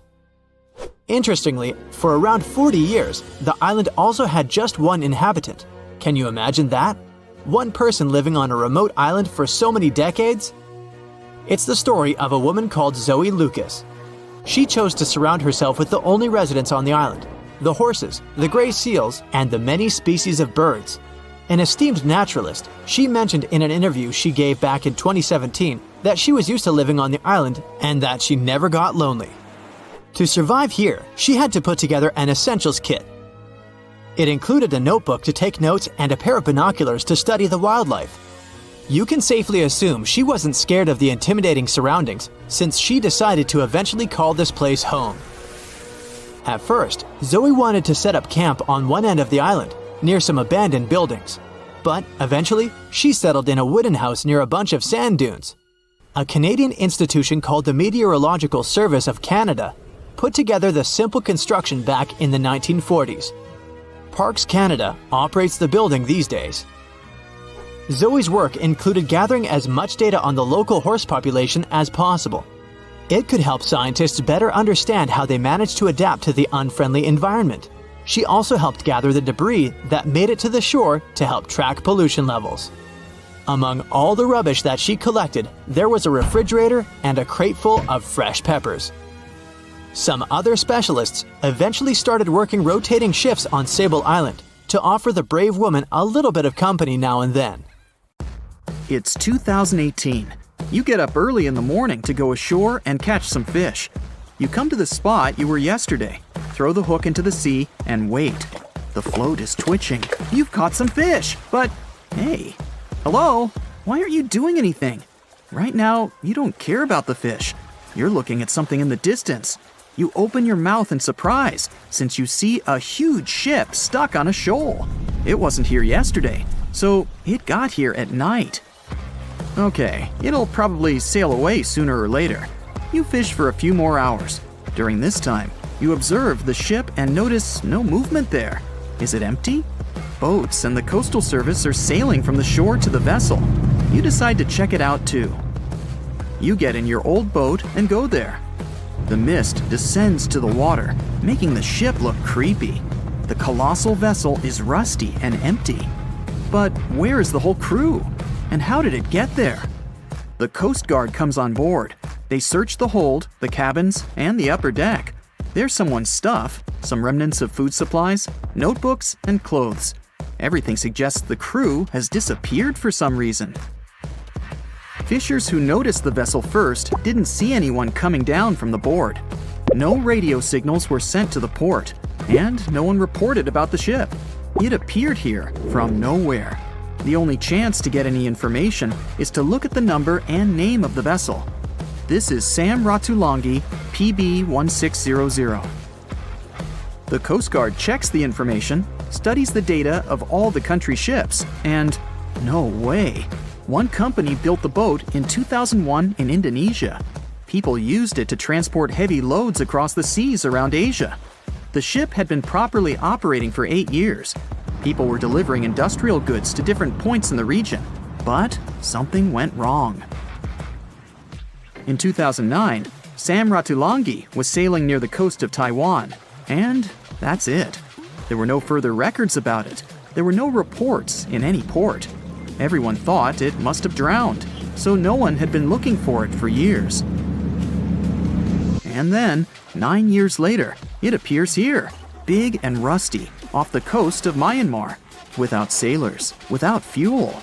An investigation starts. City services are trying to find out the names of all the sailors working on the ship and find clues that would lead to solving this mystery. They also hope the ship owner will appear soon. They find 2 tow ropes on board. This means that some other ship towed Sam Ratulangi to this place. Then they identify and find 13 crew members. These people say they wanted to reach the factory in Bangladesh to repair Sam Ratulangi.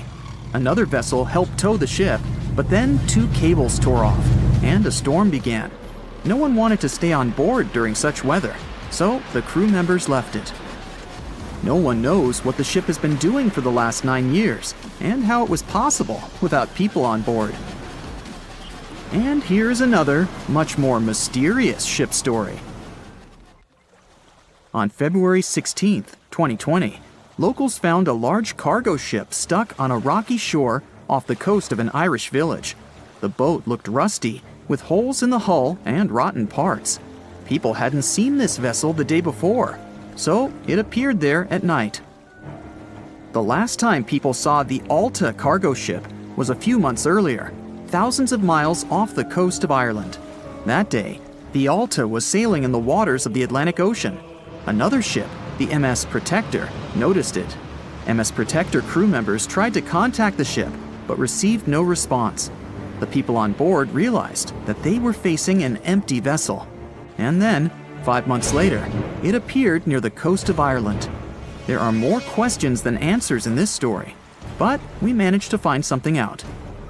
In 2015, the Alta appeared and disappeared from the radar several times. Any ship has an internal tracking system, so people can track its route using satellites. But Alta crew members often disabled this system. Perhaps they were engaged in some illegal activity. Anyway, in 2017, the ship often sailed between the ports of Greek islands. Then, the tracking signal disappeared and appeared only 10 months later, off the coast of North Africa. During this time, the ship changed several flags. In September 2018, the Alta was southeast of Bermuda and headed for Haiti. Then, the crew started facing problems. First, the main engine failed right in the middle of the Atlantic Ocean. The ship began to drift. Several days passed, but the crew members weren't able to repair it. They began to run out of food and water supplies. The situation got even worse when they found out that a hurricane was approaching the place. Fortunately, they managed to contact the U.S. Coast Guard. A helicopter flew to the Alta on October 2nd to bring them some supplies. There was enough food for several days. Then, a rescue boat sailed to the ship. It evacuated all the sailors and delivered them to Puerto Rico before the hurricane. The Alta had to drift alone in the ocean. After a while, another ship approached the Alta to tow it to the shores of Guyana. But at this moment, everything went wrong. Someone stole the boat, disabled the tracking system, and sailed away in an unknown direction. After almost a year, the MS Protector found the empty Alta in the waters of the Atlantic Ocean. And then, 9 months later, the ship without a crew sailed to the shores of Ireland. How did it manage to travel across the Atlantic and get to the coast of Ireland? It's still a mystery. Maybe it was just luck. No one else saw the ship all this time. It was just covering huge distances, surviving storms. Who's the captain? What happened to the thieves? Who owns the ship now? One day, someone called the village administration and introduced themselves as the vessel owner. But that unknown person didn't provide any evidence. They found several barrels of oil on the ship, which they took away by helicopter. The Alta was rusting. Corrosion of metal could damage the environment. The vessel had no commercial value, yet it would have taken millions to get rid of it. There were 3 options for what to do. Leave the ship where it was, tow it into the sea and let it sink, or disassemble it for scrap. But nature had its own plans. Storms and strong waves split the hull into 2 parts. The Alta was drifting without a crew in the waters of the Atlantic Ocean for about 2 years. But this is nothing compared to a ship that was traveling for 38 years. The record belongs to the SS Baychimo. It was a merchant vessel owned by some trading company. In 1931, the ship found itself on the ice off the coast of Alaska. Its movement slowed down. A thick layer of ice blocked the ship, and a strong storm only made the situation worse. The blizzard was so intense that the crew members couldn't see anything but a white veil in front of their eyes. Sailing any further was impossible.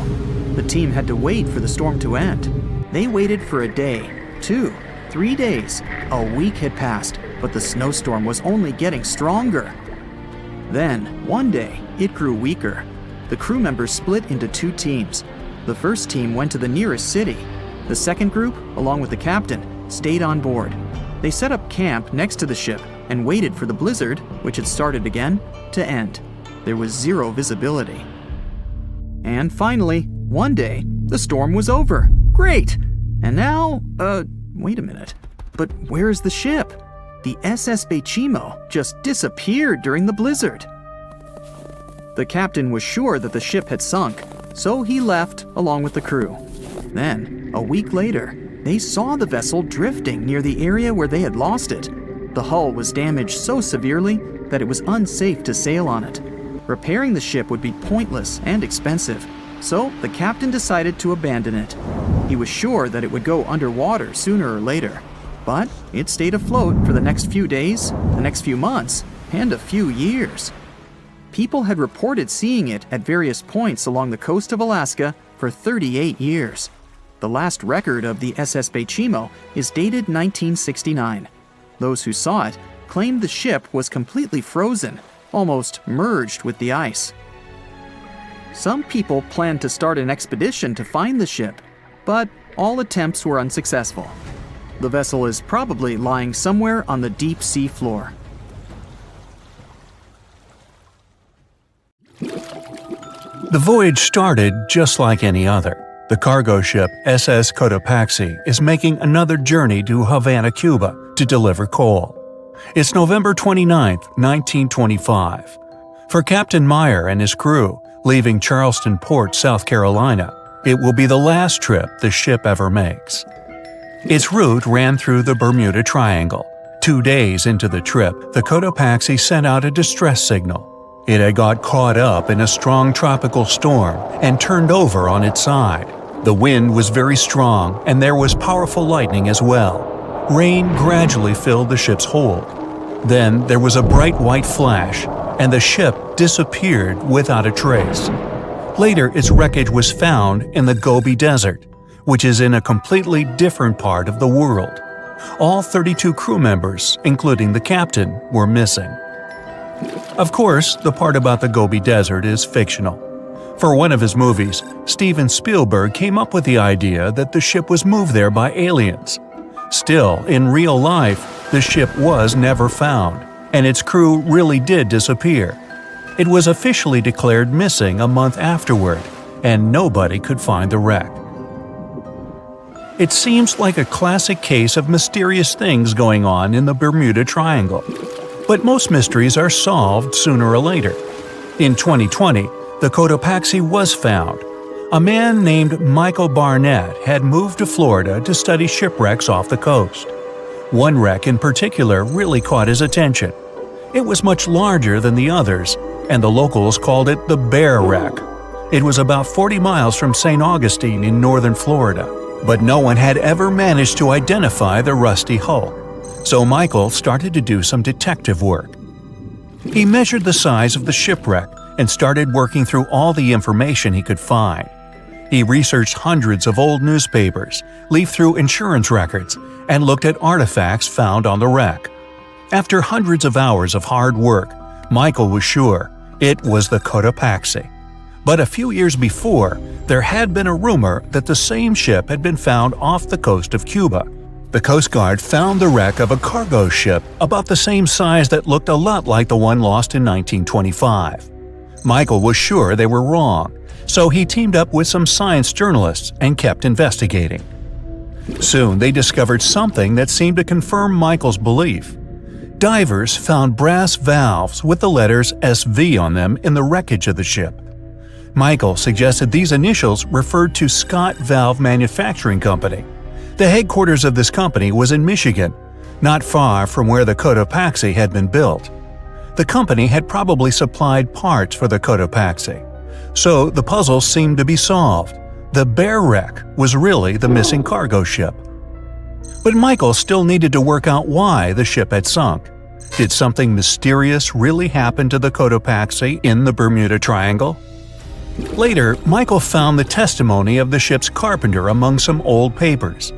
The carpenter claimed that the hatches covering the coal on the ship had been in a terrible condition before it sank.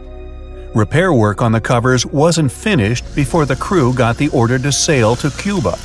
So if the hatch covers were still broken during the trip, water could have easily gotten on board. This water probably flooded the hole during the tropical storm.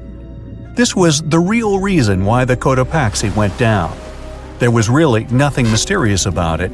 It was just a mistake made by ordinary people. But this is just one example out of dozens or even hundreds where ships and planes have gone missing in the Bermuda Triangle. We still can't explain some of these incidents.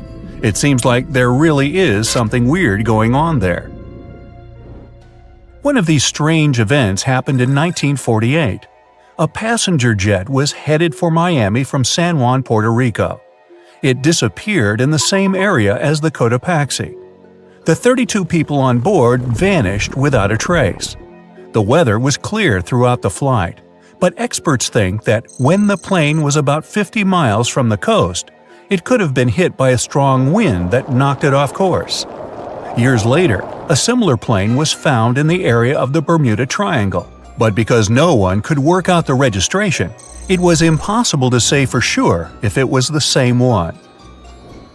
Something even stranger occurred not long before, in 1945. 5 planes went missing all at the same time.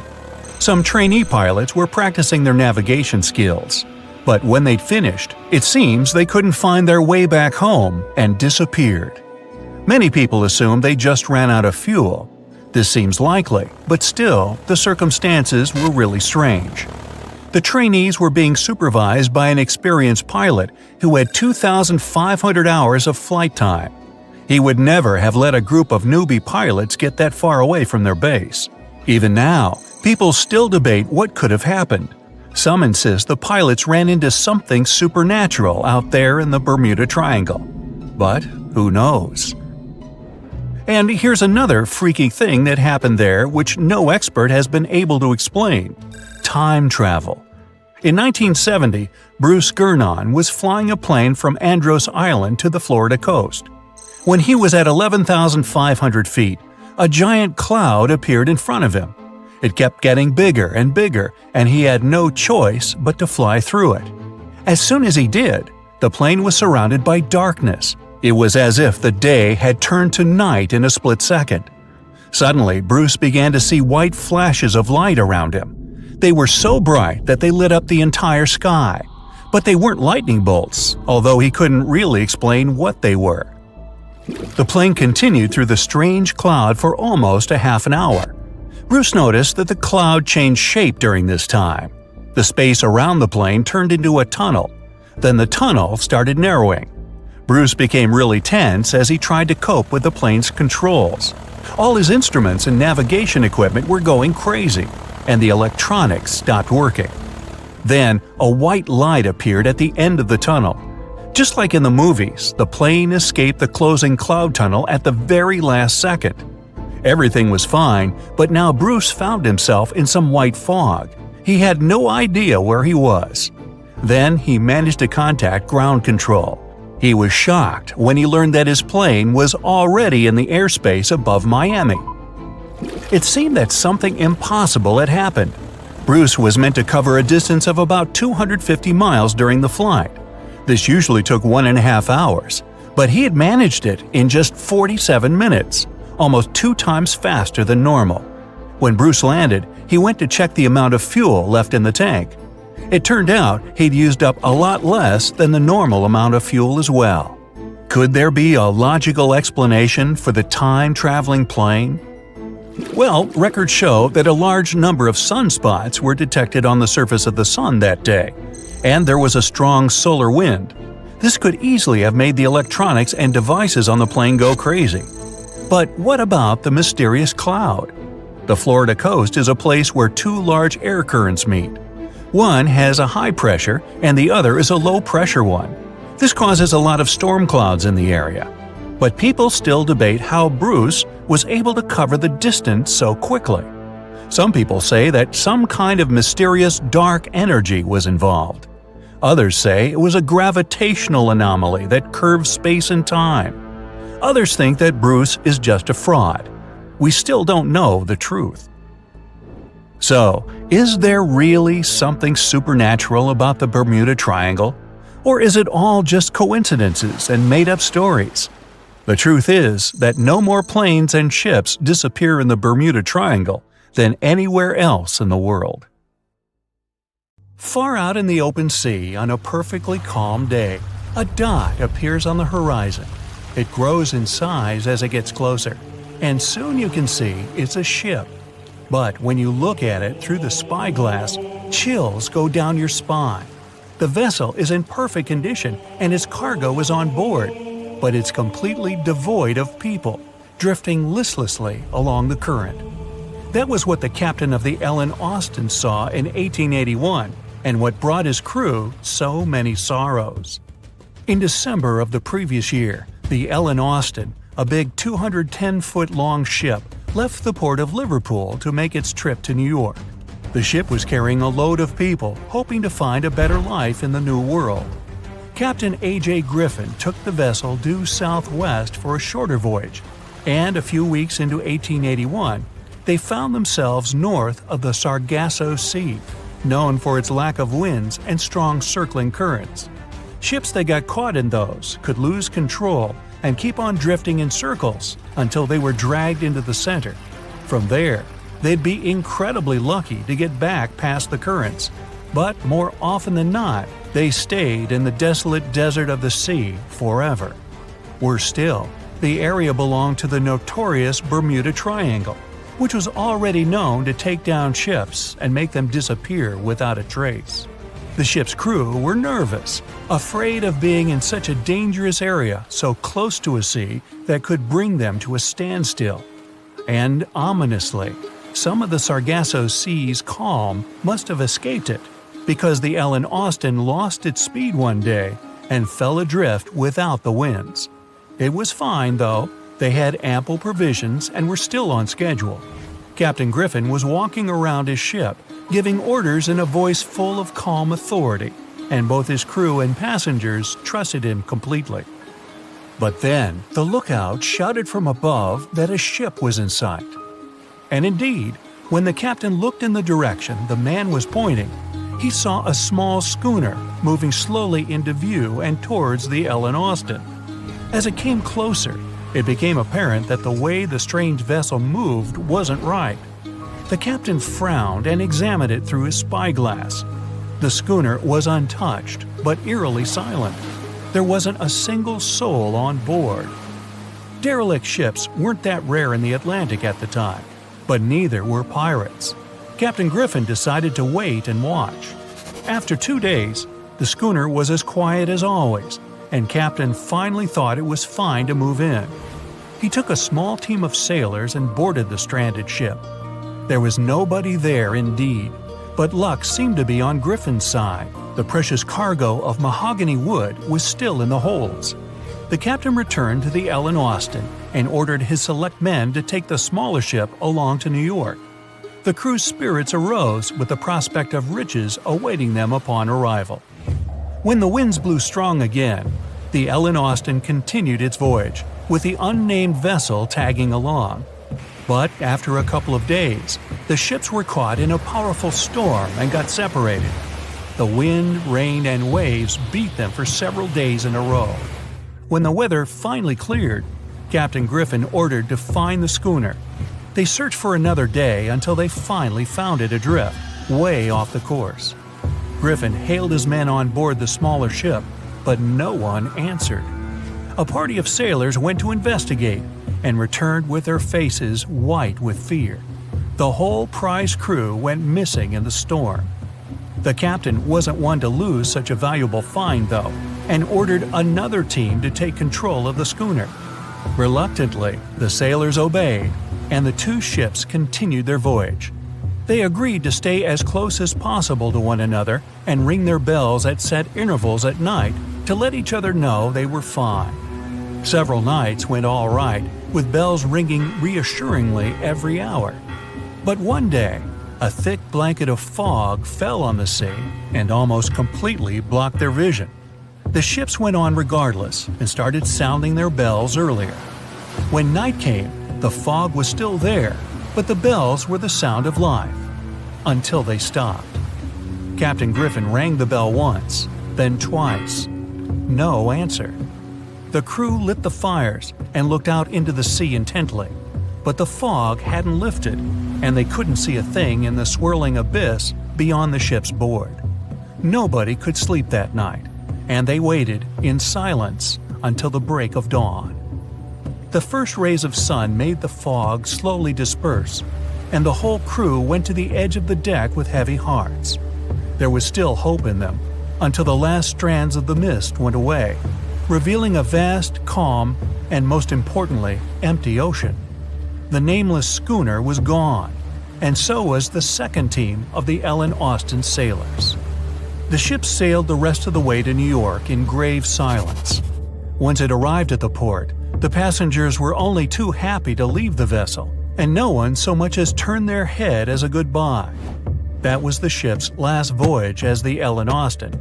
That same year, it was sold to a German shipping company and renamed Meta. No one ever found the derelict schooner or the sailors that went missing with it.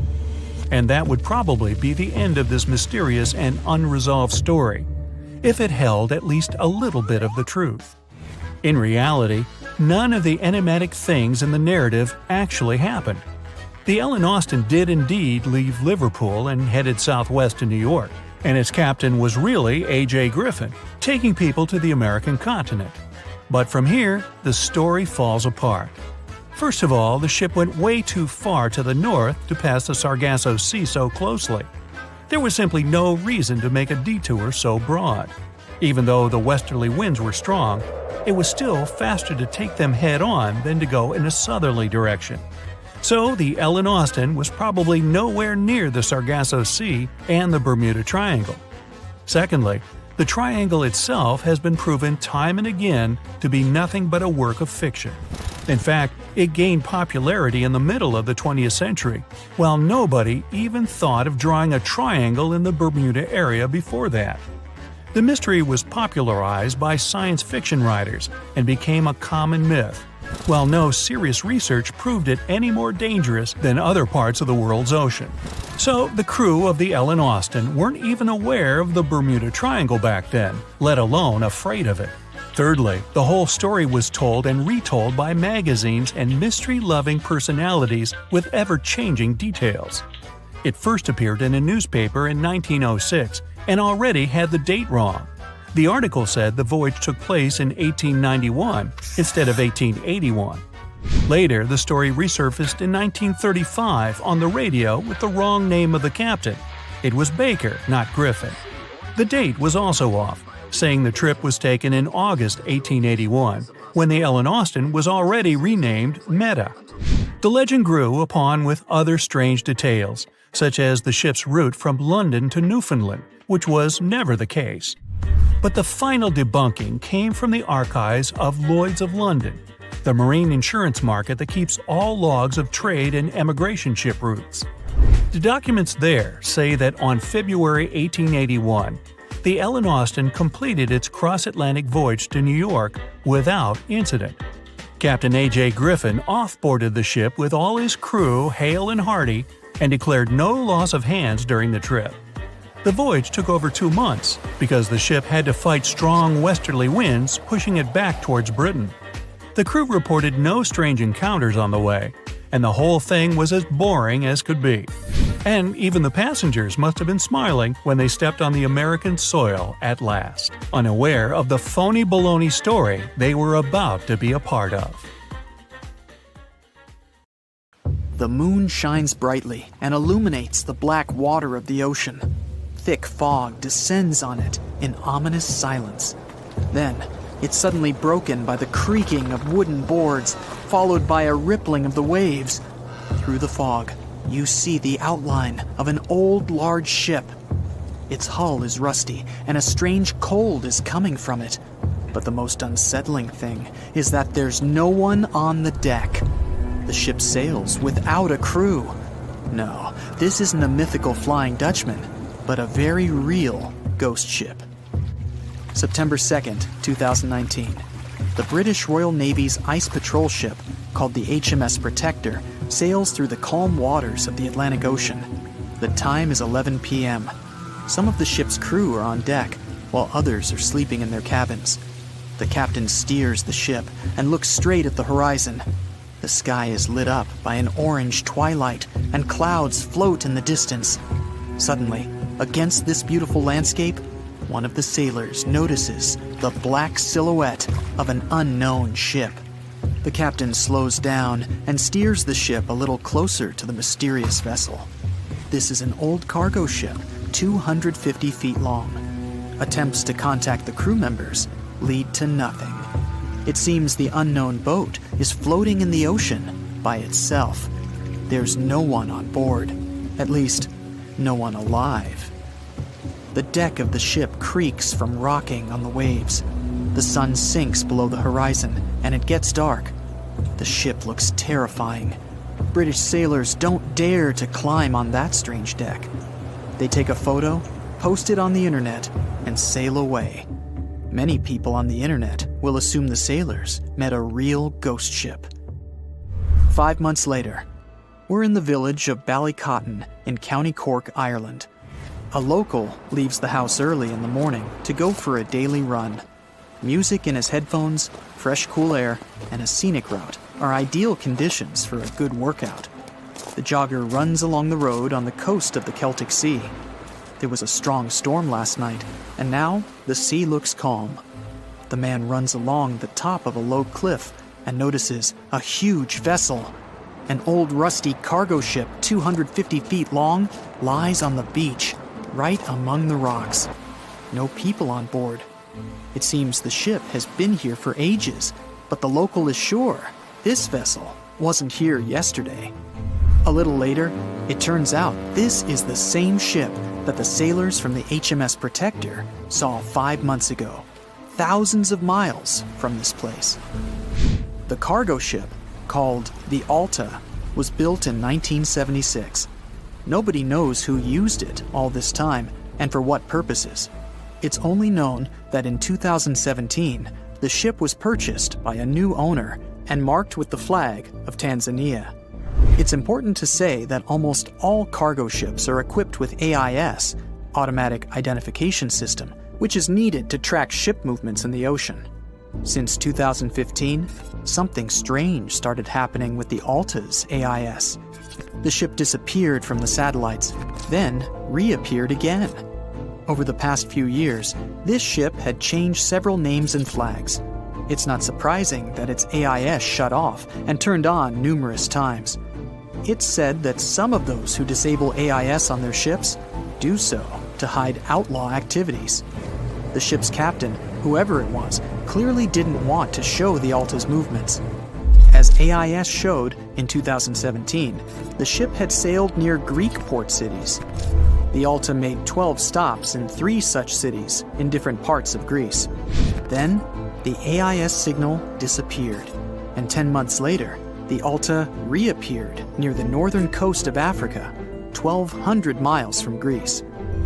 In September of 2018, the ship was sailing about 1,400 miles southeast of Bermuda, and at that time, the crew members started having problems. There were 10 people on board the Alta.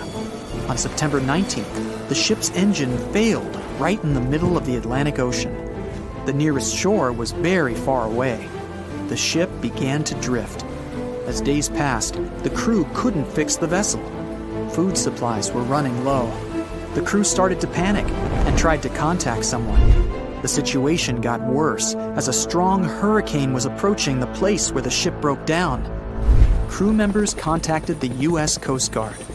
On October 2nd, a helicopter headed towards the ship. Food and water were unloaded on the Alta. This was enough for the crew to bide their time for several days. About a week later, a rescue boat sailed about 1,500 miles to reach the Alta and help the stranded sailors. Shortly before the start of the hurricane, American rescuers succeeded. The entire crew of the wrecked ship was taken to Puerto Rico. the Alta remained drifting in the ocean. After a while, another ship arrived to tow it to the coast of Guyana. Then, something went wrong again. The ship was hijacked. Who did it and why remains a mystery to this day. But then, for some unknown reason, the thieves decided to abandon the ship and left it to drift in the ocean. For almost a year, the ship's location couldn't be tracked. Then, in September 2019, the vessel was found by the British Royal Navy. How the Alta was able to cover the distance across the Atlantic and wash up on the coast of Ireland is unknown. An investigation has been launched in Ireland. It's necessary to identify the owner of the vessel and find a responsible person to take on the task of towing it. But no one has since been found. Once, an unknown person called the Irish authorities and introduced themselves as the owner of the ship, but didn't provide any evidence. Several barrels of oil were found on board the Alta. To dismantle the ship, the Irish authorities will need to spend about 10 million euros. Local residents are annoyed by the wreck too. Corroding metal is bad for the environment, and kids have already snuck on board and posted a video on the internet from inside the abandoned ship. The further fate of the Alta remains unresolved. It's still lying there. That ship sailed in the ocean for just 2 years. Now imagine if some other managed to drift for 38. In all that time, no one could catch this ship, and people still seek it. That vessel is called the SS Baychimo. It was a merchant ship owned by a Canadian trading company. In 1931, the ship got stuck in ice off the coast of Alaska. A strong snowstorm began. The team waited a week for it to end, but the storm only intensified. One day, the weather improved a bit, and part of the team was evacuated to the nearest city. Another part of the crew, with the captain, set up camp near the ship. The storm started again and didn't stop for a long time. The blizzard was so heavy that the ship's captain couldn't see beyond his arm's reach. Finally, when the storm was over, the captain saw that the ship simply vanished. He decided the Baychimo sank during the storm. A week later, the ship was found, drifting near the place where it was lost. The hull of the ship was damaged so badly that it was unsafe to sail on it. The captain decided to abandon the ship. However, it didn't sink. For the next 38 years, it was drifting at various points along the Alaskan coast. Several times, people climbed on the ship, including native Alaskan residents and a group of researchers. Attempts to save the vessel from the sea ended in failure. The salvage operations were hampered by drifting ice and bad weather. The last time it was seen was in 1969. The ship was frozen and blocked by the ice. In 2006, the government created a special project to find the Baychimo. However, in all these years, the ship still hasn't been found. Its fate is unknown. It's likely that the ship has finally found peace and is now lying on the seabed of the Chukchi Sea. April 12th, in the year 2212. It's a great date for humanity, the 300th anniversary of the launch of the legendary Titanic. The best engineers of the world have collaborated for years to bring their masterpiece to the public, the Space-Tanic, and they've done it just in time. The glorious spaceship is waiting in its harbor under the limelight, photographed by thousands of people. The trip was scheduled for April 12th, just like 300 years ago. Finally, the big day has come. The passengers are going on board the most magnificent spaceship of the time. They call it Unbreachable. It has 12 decks, from the third class closer to the bottom to the most luxurious first class on the top, with panoramic views of outer space. The ship is preparing for launch. The engines are starting, the final countdown has begun, and the Space-Tanic is off into the sky. It quickly becomes no more than a speck in the big blue and then disappears. The first day of the flight goes perfectly. The ship leaves the Earth's atmosphere in less than an hour, and passengers enjoy the wonderful view outside. the blue and green planet on the backdrop of the black void of space. The ship slows down a bit as it moves into orbit. There are too many satellites and space debris circling around the Earth. The Space Titanic has to go carefully and maneuver around the chunks of metal floating in zero-G.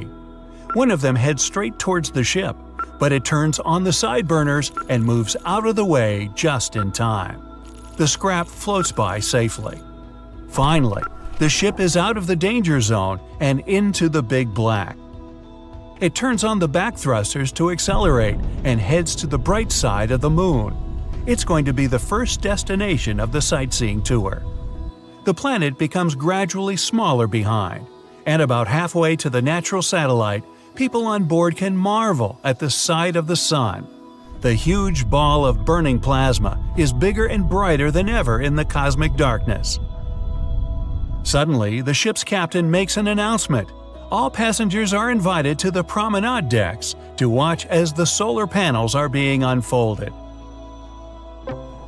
People go outside to goggle at the sight. The silver and black panels slowly emerge from their containment slots, and the Space Titanic finally takes its real form. As the sun's energy begins to flow into the ship, the thrust engines turn to minimum. The spaceship is now in energy collecting mode. For the trip to Mars to take just a few days, it needs to make a transit jump. In another 5 hours, another announcement rings across the board. The ship is approaching the moon, and the passengers are invited to look at the satellite from up close. The Space Titanic passes by at several thousand miles, and the moon looks huge. All the craters on the satellite, even the smallest ones, are clearly visible. The view is outstanding. The moon is left behind, and lights on the ship go dim. There's no natural change of day and night in space, so the crew monitors the time and imitates the shift. The next day promises nothing of interest, as there's going to be a long traverse between the moon and Mars. The passengers are wandering off to their cabins to sleep. The next 2 days go uneventful. On the decks, there are numerous types of entertainment for guests.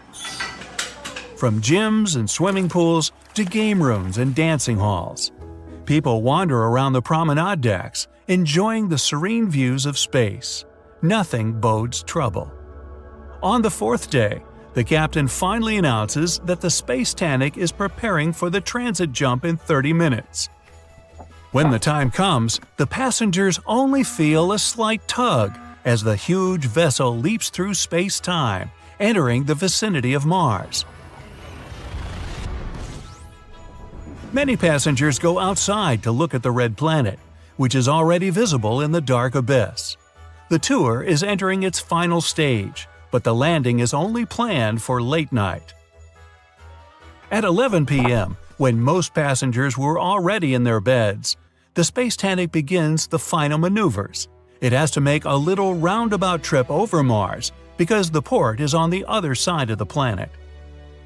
The flight is nearing its end, only a couple of hours left before landing. The ship is in the orbit on the far side of Mars. Everything's quiet. Too quiet.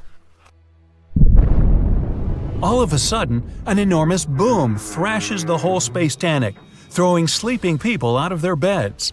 Blinking emergency lights turn on. Everyone's confused, but no announcement comes from the captain. And only those who have been on the starboard side promenade deck notice the horrible detail. The right front wing has been torn off and is zooming past them towards the stern. Pressing their faces to the glass, straining to look at the hull, they see a huge gash near the nose of the ship. The Space Titanic shudders again, and chunks of metal fly out of the gaping hole. The ship rapidly loses pressurization. Meanwhile, the broken-off wing hit the stern and left another gash in it. Mechanisms in the engine compartment start to fall apart and are dragged into space. The ship groans and comes to a halt, suspended thousands of miles above Mars. At last, the captain announces through the intercom that the Space Titanic has unexpectedly collided with a rogue asteroid. All passengers are asked to proceed to their respective decks for evacuation. Within an hour, all rescue capsules are occupied and ready to be deployed. but about a third of the passengers are still on board the ship. It turns out many of the capsules were blown away at the collision. History seems to repeat itself. The captain still orders to deploy the capsules, and they whoosh out of containment tanks, leaving hundreds of people behind. Some left without their family members, not knowing what fate awaits them. The capsules float in space for a few seconds and then turn on their thrust engines, heading to the Martian surface. Another order from the captain: everyone is to go down to their cabins and put on pressurized suits stored under their beds. As the passengers rush to comply, the Space Titanic sends distress signals to Mars and everyone in the vicinity. 100,000 miles away, a large trade ship, Leona, picks up the signal and hurries to help. The creaks and groans on board the Space Titanic become more and more frantic. People are sitting silently in their cabins. It's quiet on board, except for the sounds of the slowly disintegrating ship. And then, suddenly, a loud snap resonates throughout the Space Titanic, and the vessel cracks in two. A gigantic fracture goes from top to bottom, almost perfectly halfway across the decks. Pressurized glass covering the promenade decks shatter into millions of pieces, slowly flying away from the ship. With the decks depressurized, people and things are blown away into outer space. Thankfully, all of the passengers and crew are wearing their suits as ordered, but they only have about an hour before they run out of oxygen. People help each other by floating together and hauling stranded ones to their groups. They can barely control their floating, but somehow they still manage to bring some order to the chaos. Huddled together in orbit above the ominously red planet, they watch as the mighty Space Titanic turns into a heaping pile of space debris. 45 minutes have passed. The oxygen is running low, and people try to breathe as slowly and carefully as they can. There's still no help in sight, and they're preparing for the worst. But then, one of them starts waving and pointing somewhere. It's a bright spot, hardly different from the stars in far space, but it's getting closer by the second. And within 5 minutes, the relieved people see a spaceship speeding towards them. The Leonas arrive just in time to save the day. Quickly, but without hurry, Leona's crew gather everyone floating in space around the remains of the Space Titanic and haul them on board their ship. In a few hours, the Leona safely lands at Mars' main spaceport. The newspapers called it the day when the Titanic sank again. Humanity's facing the greatest danger ever. Our sun's fading. In 500 years, the entire solar system will be plunged into darkness and eternal cold. To save our civilization, people begin to build a huge spaceship that will accommodate the population of the whole world inside and go into deep space. In less than 400 years, the construction of the ship is finally completed. The sun is already nearing its end. It's much smaller and cooler, making the climate on Earth cold and harsh. You and the rest of the inhabitants of the planet are going on board the greatest ship in history. The boarding itself began several years ago, before the ship was even fully built. To avoid a multi-billion crowd, an electronic schedule was organized, sending invitations to those whose turn it was to board soon. Several million people could board within a month. The main rule is to travel light. You bring 2 sets of clothing, personal hygiene items, a phone, headphones, and your favorite book. You arrive to the boarding site and see a huge ark the size of a large island, twice the height of the Empire State Building. Around the ship, there's a huge city clinging to its walls. Construction workers and engineers have been living here for decades. You're standing in a long line, one of 100. Access to the ship is granted to those who have a valid ID. The ID is linked to that person's resting area. One person is given 20 square feet of space. There's a bed and a nightstand inside. Of course, there would need to be much less space if people would just lay down in sleep capsules and flew to a new planet. But no planet suitable for life has been found yet. So, the ship is going to be your home for a long time. Much of the ship's space is occupied by the engine room. Huge power generators and powerful engines will support the long-term movement of a heavy ship in outer space. At last, the boarding and settlement is over. The engines are starting. A voice is coming from the speakers throughout the ship, counting down from 10. These are your last seconds on Earth. The Ark takes off, burning down the whole area it was standing on. People look down at their receding home with sadness, but it's replaced with hope as they turn their gazes to the skies. The whole ship is divided into 200 large sections, varying in size. Each section is a country. Despite this division, the rules on the ship are the same for everyone. Generate energy, keep the peace, and help each other. The energy is produced by exercise bikes. A person pedals and generates kinetic energy that fuels the engines. This is everyone's daily duty. For at least an hour every morning, you take an exercise bike and work out, ensuring normal operation of the ship, maintaining your physical activity, and reducing stress. Then you eat and go to work. Here, just like on Earth, you pass by shops, libraries, and cinemas. The currency is unified for everyone on board. With the money you earn, you can move from your small cabin to a larger one. And of course, just like on Earth, some people easily get a lot of money, while others work 24/7 for a penny. This inequality doesn't bother you so much as it used to, though. People of the future have learned to appreciate peace and quiet, so no one risks to fight in the limited living space amidst the black void. Throughout the ship, there are nature zones. These are small botanical gardens that are grown with the help of artificial light. Plants give oxygen to the ship and help people feel more at home. Water reserves are large, but still limited. To help conserve it, people process their bodily fluids. They're collected in special tanks, filtered, carefully purified, and then sent back to the drinking and technical water vessels. Every person turns over 50% of their waste into water. Fresh water is replenished from space itself. Once every few years, the ship approaches a planet. With the help of scanners and X-rays, geologists find underground rivers or lakes. Then they send a drilling rig there, pump out the necessary amount of water, and pull it back to the ship. Unfortunately, there's nothing useful on these planets except water. Most planets don't have an atmosphere and are unsuitable for human life. People are looking for a place with ideal conditions. They're looking for the Earth's double.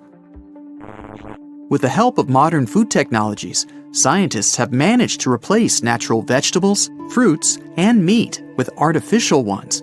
Real apples or potatoes are also available, but they're rare and extremely pricey. Now, the ship's been plowing the expanses of space for several decades. People are used to their new way of life. Children are born, generations change. The kids born and raised on the space ark listen wide-eyed to stories of old people about how beautiful life was on Earth.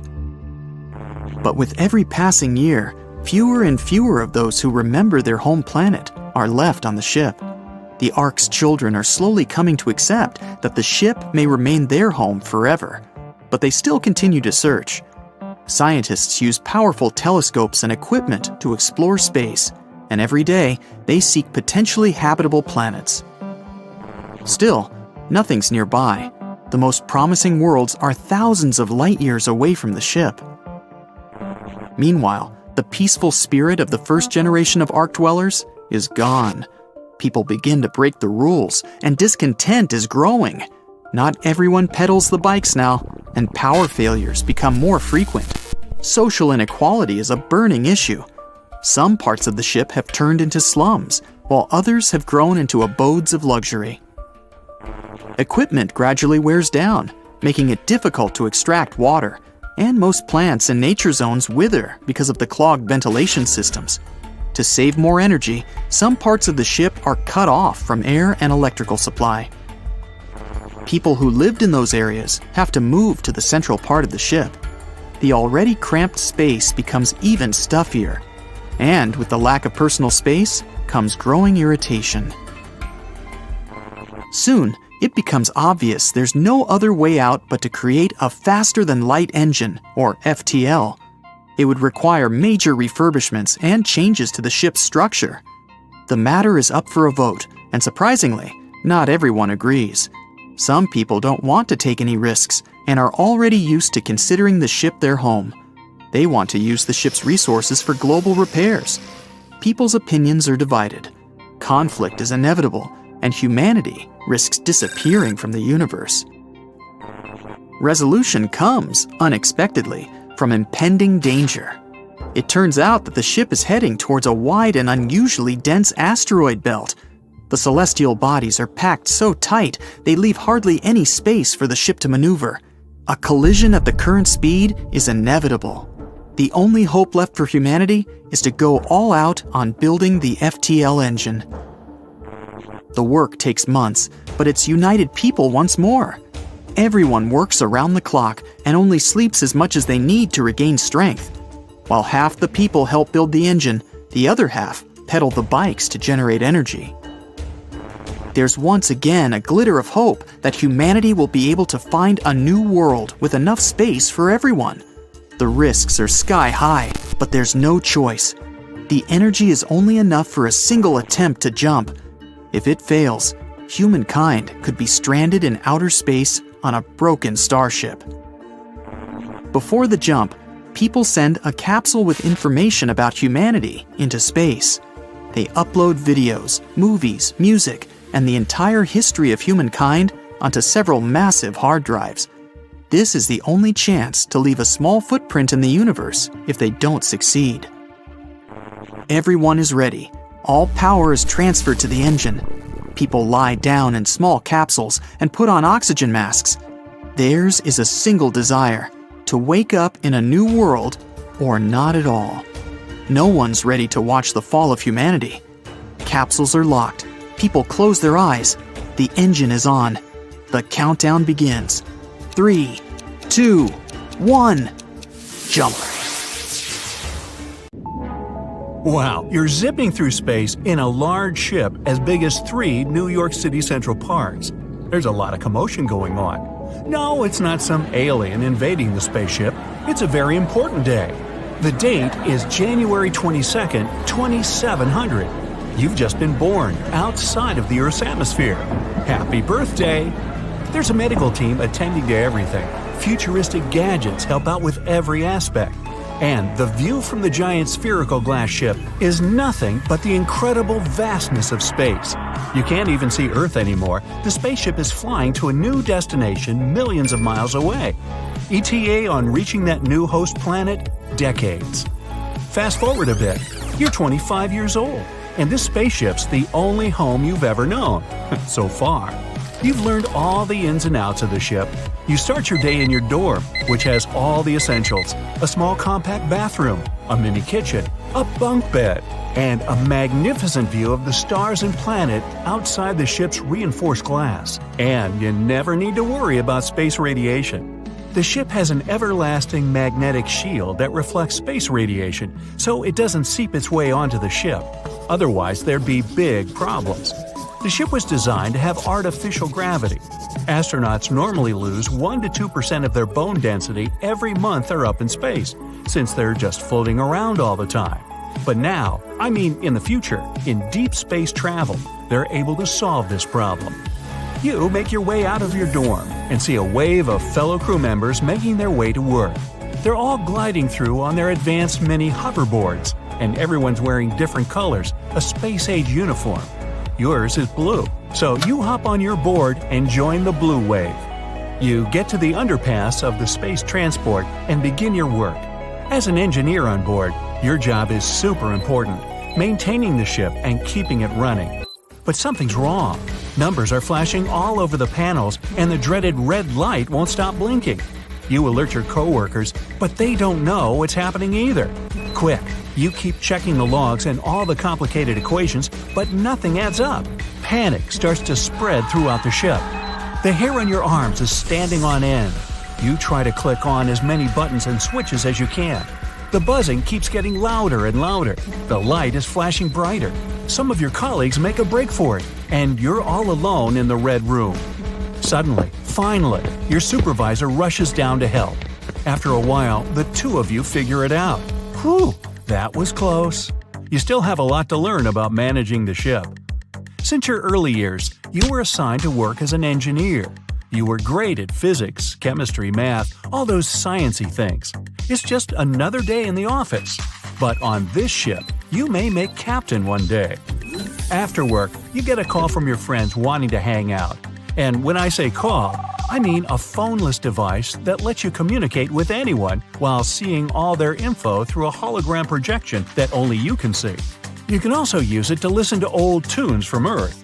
Pop music has now become classical music, and movies are now 3D projections of your own imagination. You make your way out of the underpass and go up to the Space Plaza. That's where everyone hangs out when they have time off. Some cafes, restaurants, a barber shop, even an ice cream parlor. You've never hung out anywhere else. The space transport is essentially a small city which has all the important things society needs. That includes a biosphere full of animals and plants from different climates on Earth. Many tropical forests, many deserts, many rainforests, you name it. The biologists on board make sure to keep it all healthy so you feel like you're at home. Not that you've ever set foot on Earth. You enter the wild savanna and see some gazelles galloping around. A few wildebeest seem to be rummaging around, and a small pack of lions are on the prowl. In the jungle, you feel the humidity and the thick leaves and bushes all around. Some mountain gorillas are playing, and there are little tree frogs here and there. And lurking in the trees, making its way down for a sip of water, is a jaguar.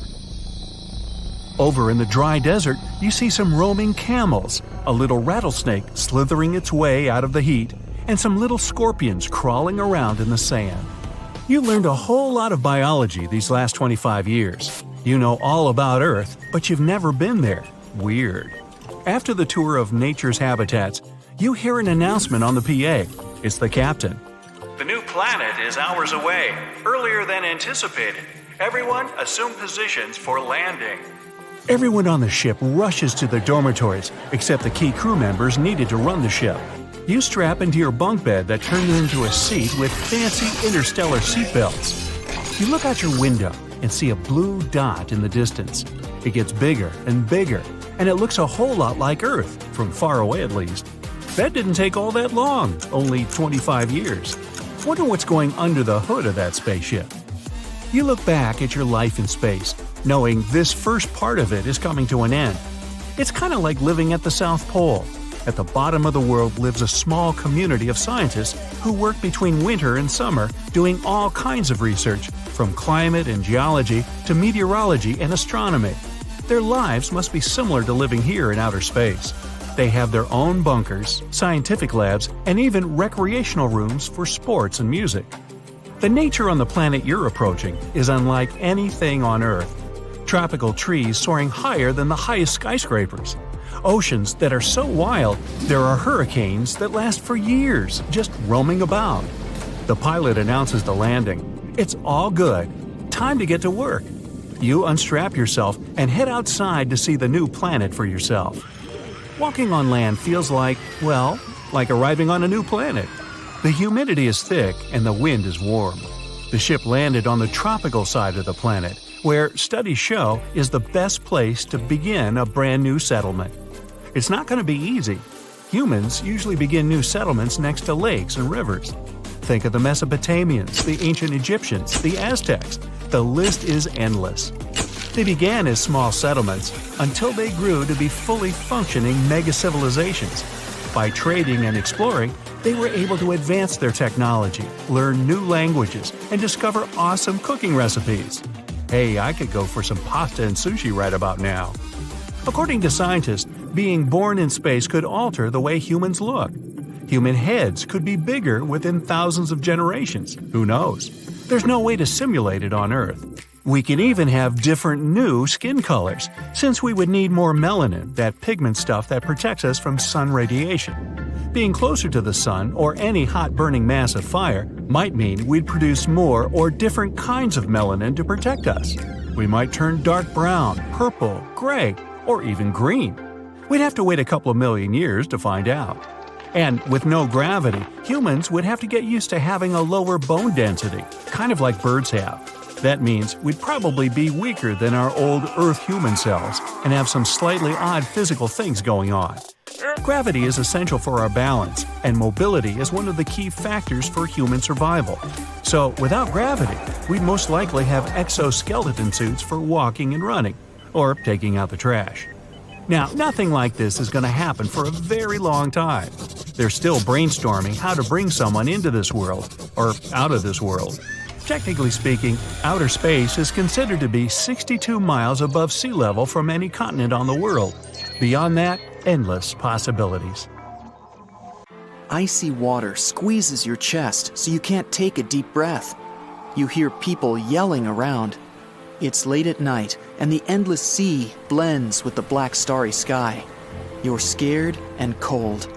The ship you were just aboard is going down into the depths of the ocean. People who have been in a shipwreck often remain afraid of water for the rest of their lives. But the woman whose story you'll hear survived not one, and not even two, but 3 ship disasters, and continued to work on cruise liners as a stewardess. Meet Violet Jessup, Miss Unsinkable. Her childhood can be described in one word: short. She had to grow up quickly to take care of her siblings. Violet was the oldest of 9 children. Life became even more difficult when she became very ill. The doctors were sure she wouldn't survive, but she did. At a young age, she moved to England with her mother, took care of her sisters, and attended a convent school. Her mother worked as a stewardess at sea, and when she fell sick, young Violet followed in her footsteps. But because of her youth and beauty, no one wanted to hire her. They thought she would distract passengers and crew. Violet didn't give up, though, and came to one of the interviews in her worst clothes and with unkempt hair. She wanted to show she was ready for hard work on the ship, and she had it. The girl was hired. The first 2 years passed quietly, but then a series of incredible fortunes began, or misfortunes, depending on how you looked at it. In 1910, Violet got a job on the most luxurious liner of the time, the Royal Mail ship Olympic. The ship sailed across the Atlantic, from England to America. The engineers didn't focus on the speed of the vessel, but on its comfort. Violet worked on the ship and was paid just £2 a month, the same as £200 today. Hard work on the ship's deck from morning to night didn't frighten Violet. She loved the job. She liked to talk to people and enjoyed the beautiful views of the Atlantic. So, on September 20th, 1911, Violet worked on the deck as usual. The sea was calm, and the weather was excellent. Nothing boded ill. The ship sailed through the Solent Strait, which separates the Isle of Wight from the British mainland. At this moment, the British military cruiser Hawke appeared ahead. It should have passed by the Olympic, but something went wrong. The ships went straight at each other. The Olympic's captain tried to maneuver to avoid a collision, but failed. The Hawke's bow was designed specifically to ram other ships. At that time, it rammed the Olympic. Boom! The liner shuddered, and the people screamed in fear and panic. The ship had a huge hole in the starboard. Violet fell from the force of the blow. It seemed one of the biggest liners of its time was going to sink. But luckily, that wasn't the case. Both ships stayed afloat, and nobody got hurt. This time, fortune was on Violet's side. The accident on the ship didn't frighten the young woman. She didn't give it a second thought and continued to work as a stewardess. In April 1912, she took a job on the best, unsinkable ship of the time, where she was supposed to serve VIPs. Initially, she didn't want to work on this ship, but her friends persuaded her. And thus, she boarded the Titanic on April 10, 1912, and left the port of Southampton, for better or worse. The first days of work were peaceful, but on the 4th day of the voyage, one of the most notorious disasters in the world struck. Violet was resting in her cabin. She was almost asleep when she felt the jolt.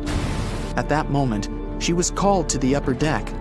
When the Titanic hit the iceberg, almost no one panicked. No one believed that the unsinkable ship could actually sink. At the time when the ship's hold was being filled with water, everybody was calm on the upper decks. Violet, along with other stewards, was present during the evacuation to the lifeboats. Women and children were evacuated first. Then, one of the ship's officers ordered Violet to get into a boat to show the other women it was perfectly safe. When she did, others followed, and someone suddenly thrust a swaddled baby into her hands. Without a second thought, Violet hugged the child to her chest to keep it warm, while the Titanic was sinking. She didn't let go of the baby until her lifeboat was picked up by the Carpathia, a ship that came to the rescue. Already on board the ship, a woman ran up to her. She didn't say a word and snatched the child from Violet's hands. Violet thought the woman was the baby's mother, so she didn't try to get it back. She was too freezing and numb to think how strange it was that this woman hadn't said thank you to her baby's savior. Many years later, Violet would be reminded of this child under unusual circumstances. After successfully surviving one of the most terrible shipwrecks in history, Violet continued to work at sea against all odds. In 1916, she took a job as a nurse on the hospital ship Britannic, a sister to both the Olympic and the Titanic, which sailed in the Aegean Sea. On November 21st, the ship took a route that it had already sailed several times, but on that particular day, it was out of luck. The Britannic hit an underwater mine. Violet managed to survive the third shipwreck in her life. This rescue wasn't as easy as the previous two, though. After the explosion, the huge Britannic began to sink quickly. It took less than an hour for the ship to go down completely. Violet didn't have time to board a lifeboat, so she jumped overboard into the cold water. There, she swam to the closest lifeboat and got on. But the rescue turned into a new danger. The ship's propellers were still working. They were spinning in the water and pulling the boat toward them. Violet jumped off the boat just in time to escape the propellers. But her ordeal was far from over. Already in the water, she was pulled under the ship's keel and hit her head. The only thing that saved her from losing consciousness, and probably her life, was her thick hair. In the end, Violet got away from the engine and was picked up by another boat. For the next few years, Violet was plagued by headaches. When she finally went to the doctor, he told her she was incredibly lucky. As a result of the incident on the Britannic, she had a fracture in her skull. 3 disasters that Violet managed to survive didn't stop her. She continued to work on cruise liners until 1950. She cruised the world twice on the luxury liner Belgianland. Fortunately, the string of mishaps ended, and Violet was never shipwrecked again. In 1950, she moved to Great Ashfield in Suffolk County.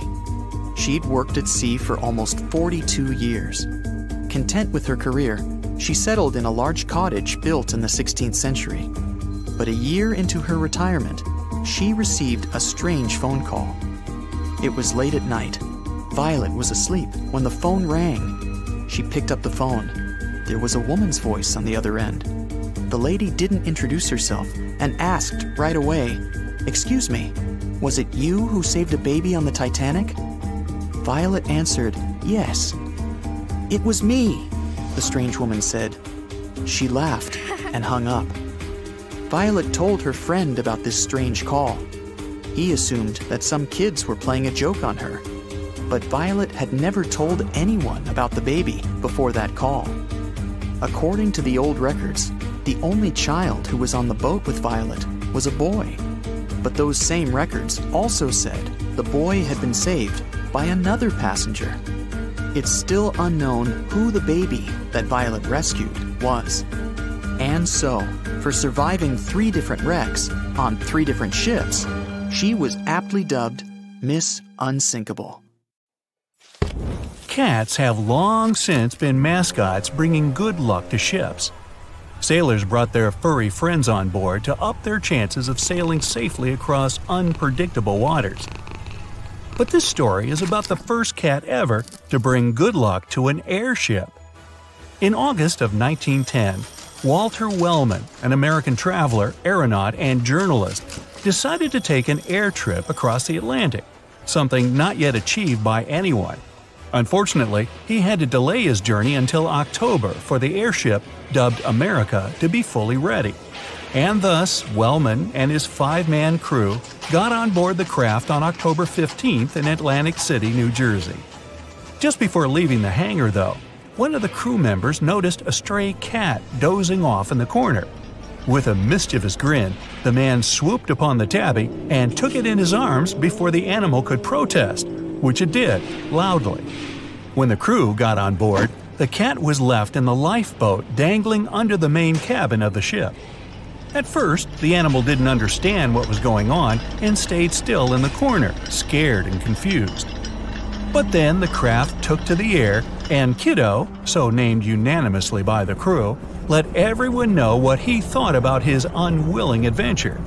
Within the first half hour of the journey, the ship's navigator already wrote an entry in the log, saying the cat was rushing around the airship like a squirrel in a cage. Ironic as it was, the America happened to be the first airship equipped with a radio, and the first ever radio message sent from an airborne craft was from the ship's engineer, Melvin Veneman, to the secretary on land. "Roy, come and get this darned cat." In the end, everybody grew tired of the cat's antics and agreed he had to go. They caught him in a canvas bag, no easy feat that, and lowered it to the journalists following the airship on a motorboat. But the sea had another opinion on the matter. The water was so rough that the boat couldn't catch up, and the bag with the cat inside, probably even madder than before, was hauled back on board. And if you were wondering, yes, somebody did let the cat out of the bag. Kiddo grew much quieter then, however, realizing he could have been in a lot bigger trouble. When the weather was fine, he'd even climbed atop the lifeboat's sail and bathed in the warm sun. Unfortunately for the furry guy, the ship got into rough weather way too often, and that was when the crew realized they were actually lucky to have the cat on board. Murray Simon, the ship's navigator, said Kiddo was better than any barometer. Whenever bad weather was approaching, he knew about it well in advance and warned the crew. He got grumpy and lay low hours before the storm, even while the sun was still shining in the sky. 2 or 3 times, this behavior saved the aeronauts a lot of trouble, and maybe even their lives. When the storm finally came, though, the cat grew agitated and started howling and hissing. The only thing that helped was covering the poor animal with a blanket and stowing him away in a hammock. But one day, Kiddo grew unusually quiet even for himself. He hid in the corner of the America and meowed pitifully. The crew knew it wasn't a good sign and started getting ready for a big storm, even though the weather was fine yet. The animal instinct was right, as always. Soon, the sky to the northeast of the ship darkened, and winds were rising rapidly. In a matter of hours, the strongest storm so far hit the airship and blew it way off the course. The crew might have weathered the storm if not for another trouble. The engines were failing. The airship was quickly losing altitude and was threatening to fall into the roiling sea below. Unfortunately, it was time to abandon the mission. All 5 aeronauts and the cat, clinging to one of the man's chest, went down to the lifeboat and cut it off when they were low enough. The airship, free from the weight of the crew and the boat, flew rapidly upwards and disappeared into the rain, never to be seen again. The crew battled the stormy ocean as best they could, until they saw a ship in the distance. The weather was getting better already, so they turned on the Morse lamp and sent a distress signal to the vessel. Luckily, they were noticed, and the ship, which turned out to be the British Royal Mail ship Trent on its way to New York, rescued the stranded adventurers. Kiddo the cat, astonishingly, was sleeping peacefully in a separate chamber of the lifeboat all the while. That wasn't for long, though. As soon as he woke up on board the Trent, he showed his character once more, this time to the new crew. He howled and rushed along the deck this way and that, driving everyone mad. But the America's 5 crewmen now knew how to get him to calm down and quickly brought him a fresh meal. That helped. The cat got down to eating and was soon pretty much content with his life. As one of the crew members put it, they'd been right to have brought Kiddo along on their journey after all. Cats have 9 lives, and this kitty sure spent at least one of his to save everyone on board the airship. The Trent safely delivered the crew to New York, where they were met with ovation.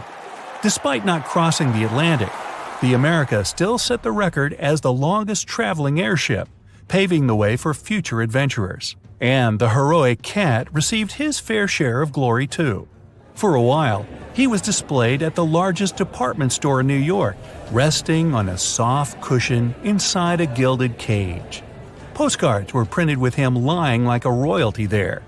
And then Kiddo, who was renamed Trent after the ship that rescued him, found a new home with Walter Wellman's daughter Edith. He spent the rest of his life in comfort and never traveled by air again. Dare we say, a real posh pussycat. The sea, this unrelenting water beast, has been defying all attempts to tame it for centuries. Many ships driven by the wind have gone through the harshest parts of the world. Some have survived the struggle with the sea, and many have come off second best. It's the year 1834.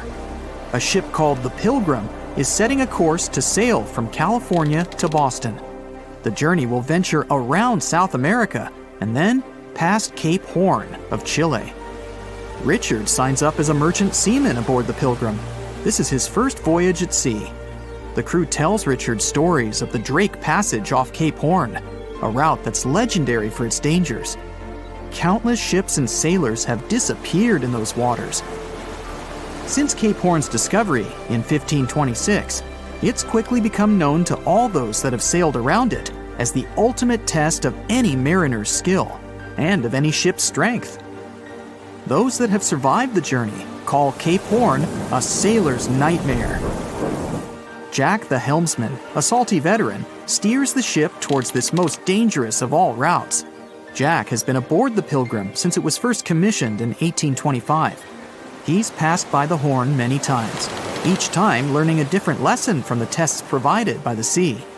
The Pilgrim has been refitted since its past voyage a year ago. Richard values Jack's experience, given that it's his first journey at sea. Jack assures Richard of his confidence in the Pilgrim, even though it's just a small wooden brig with 2 masts. Jack's aware that wooden vessels are gradually becoming outdated, replaced by new steam-powered ships. But Jack prefers the maneuverability of the Pilgrim and would take it over the steel ships any day. Richard is excited to be aboard. There's so much to explore in life as a merchant seaman, but the guy struggles to acquire his sea legs on the boat. Forceful winds make the Pilgrim move faster, providing Richard with a quick introduction to life at sea. At the same time, nothing can prepare him for what is to be experienced at Cape Horn. It's the southernmost point of land before Antarctica. The gap between the icy continent and Cape Horn holds the infamous Drake Passage. Approximately 700 miles between Cape Horn and the Antarctic Peninsula. Strong winds provide an uninterrupted, steadfast journey toward the Horn. But, as Jack tells Richard, the winds are more concentrated at the Drake Passage. They create a funneling effect, becoming stronger and more unpredictable. Richard is unsure of what this might mean for the Pilgrim, but understands that there's no easier route to travel around South America. A few days pass. The Pilgrim sails by the many islands that make up the western coast of Chile. Although the sea has been relatively calm, Richard continues to deal with his lack of sea legs. His movements are still not very graceful. The constant, ever-swaying deck rises and falls, and Richard finds it hard to get used to the motion. Random large waves hit the Pilgrim from every angle. The ship is quickly approaching Cape Horn. Richard looks towards great thunderous black clouds in the distance. "Welcome to the Horn," Jack says, half laughing. A wry smile upon his face soon disappears. The man gets serious, knowing what awaits them all. Stronger winds start blowing the sails as the crew scrambles to hang onto the ropes. Richard desperately sets to adjust the aft sails, adjusting for the constant change in strong southerly winds. Jack holds firm at the helm, knowing the importance of his role. He's wary of the swell. It can build very quickly the further south they travel. It's crucial the Pilgrim doesn't venture too close to the Horn when they approach.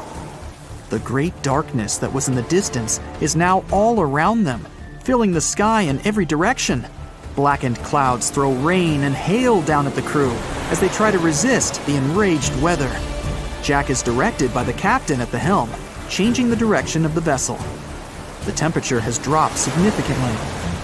Barely keeping the water from his eyes, he turns toward the port side bow to provide his face a brief break from the torment of the wind. Looking out into the distance, the man sees the Horn standing alone, surrounded by mist. It's a haunting sight. He steers the Pilgrim along the face of the Horn, the distance getting shorter. The waves shrink in height since the depths become shallower. But these waves are much steeper, and their angle can cause more damage to the wooden vessel. Jack's unsure how much of these waves the Pilgrim can take before the hull is breached. Richard, still posted at the aft sails, watches the water and icebergs floating by. He's unsure how large they actually are, since they're mostly hidden underwater. But he knows to alert Jack if any get too close. Just one iceberg hitting the Pilgrim will be all that the hull can withstand. Dutifully, he watches over the side and into the distance. Icebergs aren't the only thing to look out for. Rogue waves are common in these seas as well. The connecting Antarctic and Pacific Oceans, mixed with stormy weather, form waves together.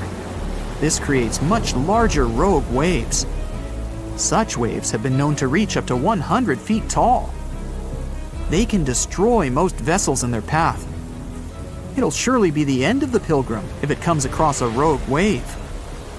Strong currents adjust the route of the Pilgrim, as though the Horn is trying to lure the ship toward its rocky shallows. Slowly, they are getting pulled closer toward the Horn. Jack is fighting the current at the helm. Spinning the wheel, he strains his body as much as he can. Grunting, he plunges the wheel from the port side to starboard and back again. The captain keeps yelling directions. To a novice, they're extremely confusing. But Jack, a hardened veteran, continues to interpret the directions with ease, steering to readjust their course away from the Horn. The captain orders Richard to assess the hull below the decks. With the level of pounding the Drake Passage has provided so far, it's surely harmed the ship in some way. Richard runs to the deck as another sailor yells something at him, but the noise of the sea makes it difficult to hear. A wave hits the side, flowing onto the deck. Richard manages to hang on to the mast before he's almost swept overboard. The entire front deck seems to be underwater. Hanging on as the water rolls off the sides of the ship and waiting for it to clear, Richard watches the Horn slowly go past. Still, it beckons toward the Pilgrim, as though asking for its dues from the crew. The currents are still pulling the ship, while the storm is raging on, with no end of the struggle in sight. The storm is growing ever larger and fiercer. Richard gathers himself to head below and assess the damage. After a slow descent to the lower decks, Richard can finally look over the hull from the ship's quarters. There's no damage from what he can gather. But he's shocked by the depth of the water inside. It's now at waist depth. Cups, amongst other things, float in the water. Even inside the ship, the guy can't escape the waves. Unable to make sense of it all, he stands frozen, listening to the almighty power of Mother Nature outside. The sea roars even more wildly, waves constantly thudding against the hull. It sounds like a somber drumbeat, a slow countdown to the demise of the Pilgrim. Richard forces himself back to the terrors of the above decks, grasping onto the rails to carefully walk the slippery stairs. He leaves the disturbing creaks of the wooden decks. They're soon replaced with the strained sounds of the ropes, the yells of other sailors, and the deafening roar of the sea crashing all around him. Jack is at the helm, focused on his role, still fighting the wind and the waves, even with the addition of ice and frost. It seems that the world around him has set its heart to distract the man from his duty, but Jack pushes on determinedly.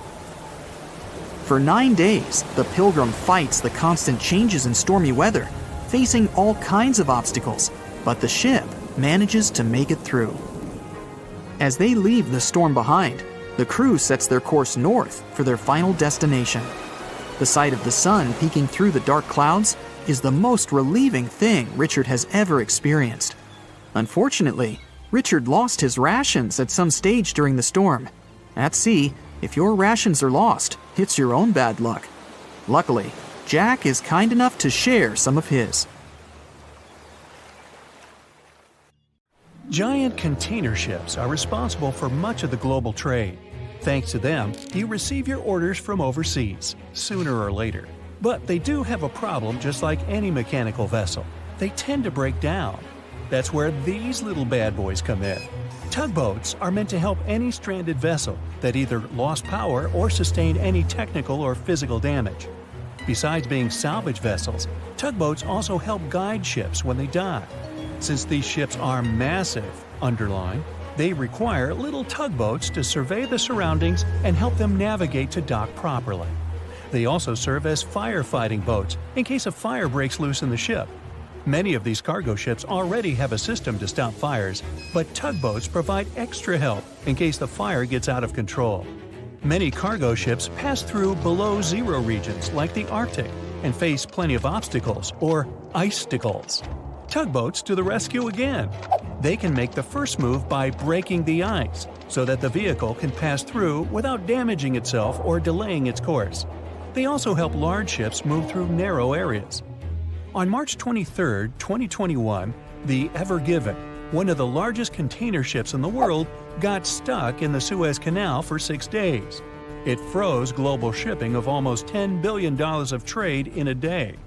The Suez Canal is one of the most important routes for trading, but happens to be quite narrow for its purpose.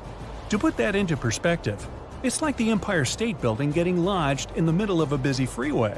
So, if you were wondering why your delivery was late during that month, it's probably because of that incident. The bottom of the ship nearly touched the floor of the canal. In the early morning of March 23rd, the weather was acting up. It was getting worse and worse, with the wind picking up to around 45 miles per hour. Those were some terrible weather conditions for navigation. That should have been the first red flag, but the Canal Authority didn't have a system for monitoring weather conditions or warning ships about them. The captain, Krishnan Kantavel, ignored the signs and decided just to go with it, not knowing the perils and the consequences ahead. The Egyptian pilots that were assisting with the navigation failed to provide proper instructions. As a result, the ship became jammed diagonally, essentially blocking the whole canal. The canal authorities didn't provide tugboats for some reason, which is why it was stuck for 6 days. Things were so bad, they had to bring excavation diggers to remove some land for the ship to properly turn back to normal. So, these little tuggers are really important for world trading to work. The vessels are getting bigger and bigger, with the world depending on import and export more than ever. They're built for going long distances rather than maneuvering in tight spaces and corners. The tugboats are surrounded by a material that won't scratch or damage the vessel, kind of like bumper cars at the carnival. They can either push or pull.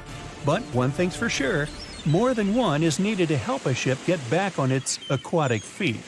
Ships don't have a lot of water passing over the rudder for them to turn quickly, and they risk damaging the engine if they push it too hard. They can either tow it directly or indirectly. The tug is pulling the vessel either in front of it or from side to side. They can also push it from one side to another. These tiny boats are like ants compared to giant ships. Their success secret is that they're floating on the water, which means there's no solid foundation for them to struggle. As a result, pushing and pulling is easy. Many newer tugboats have 2 large diesel-powered engines. There are also some electric models which are good for the environment and still do their job well. Shipping boats in general are better for the environment than trucks and planes, but are slower. Shipping vessels mainly carry food, clothing, electronics, furniture, and my stuff. The biggest ship can carry the Eiffel Tower on its back like it's no big deal, although getting it over to the ship would be.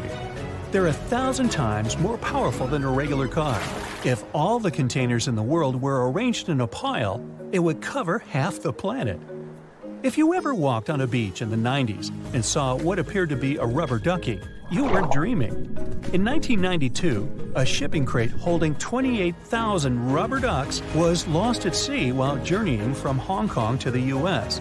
They say it fell off the ship and has been around the world's oceans for more than 20 years.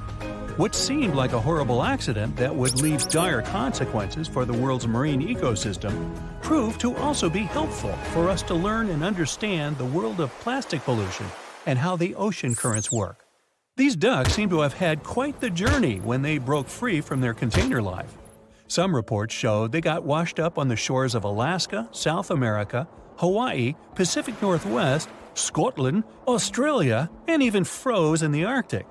Rather than making their way to thousands of bathrooms in the U.S., they went rogue and backpacked around the world to see what else lies beyond tiled walls and bubble baths.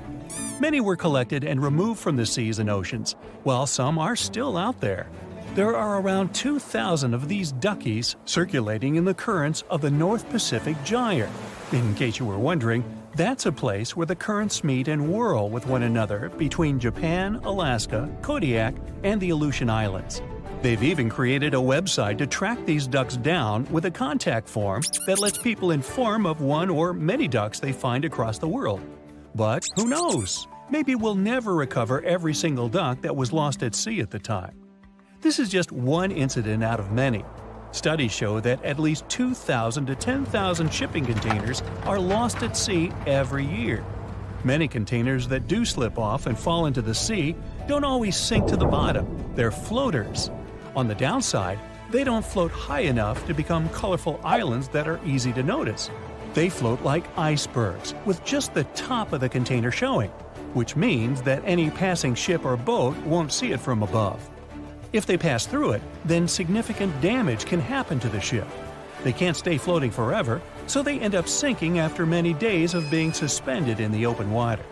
Some people have even seen shipping containers washed up on shore after being stranded at sea. These bad boys have been made to last for a very long time. If you take proper care of them, the life expectancy of each container can stretch for more than 20 years. It's pretty amazing that they travel all over the world and are filled and refilled with new items many times. They go through all sorts of weather conditions and have to survive in different climates. Many modern houses are made out of retired shipping containers designed with a nice aesthetic touch. Shipping container houses provide the exact same living conditions, except they look cool. Besides looking cool, they're economically friendly compared to regular houses. You can save plenty of money with the structure pretty much halfway done. All that's needed is just a little foundation and a few adjustments here and there, and boom, you've got yourself a house. You're also doing the world a favor by contributing to the environment. Those homes are recycled containers that have just been refurbished and polished for anyone to live in. They're good enough to live in freezing conditions and scorching weather. The industry is booming, so you can have your new home delivered to you within 10 weeks. You can customize it before they build it for you. It's easy to transport since it's not heavy, it's just bulky. You can predict your cost without the surprise payments that might follow. Many of these containers start their journey in a steel yard and travel all over the world. And in the end, they retire in a nice piece of land and host families that will get to be a part of their history. Wow, I can hardly contain myself. Strange things occur in the cold waters of Antarctica. One of these things happened to a ship called Jenny. It was a small schooner whose history began in 1822. The boat and its crew set sail and disappeared a year later. For 18 years, the ship was considered sunk. People forgot about it, but in 1840, the vessel reminded the world of itself. That year, the whaling ship Hope sailed through the Drake Channel in Antarctica. The crew members noticed a ship among icebergs. It was the schooner Jenny. It was floating slowly in the dark, with no signs of life. The captain of the Hope, Mr. Brighton, gave the order to approach the mysterious vessel. They thought it was some creepy ghost ship. But as they came closer, they noticed crew members on the deck. The sailors of the Hope called out to them, but received no answer. This time, it became clear that something terrible had happened to the Jenny. When Brighton boarded, he realized that the Jenny crew members weren't missing. They were here. Frozen people stood like statues. Brighton went down to the lower deck and found the captain. He was sitting frozen at the table, holding a pen. Brighton looked at the logbook. The last record was made on May 4th, 1823. The captain wrote that he was the only living member of the crew. They spent 71 days without food. It seemed that the ship got lost in the sea because its captain went off course or sailed into an iceberg, but no one knew for sure. After that, nobody ever saw the Jenny again. According to rumors, the crew of the Hope abandoned the frozen ship and left it to drift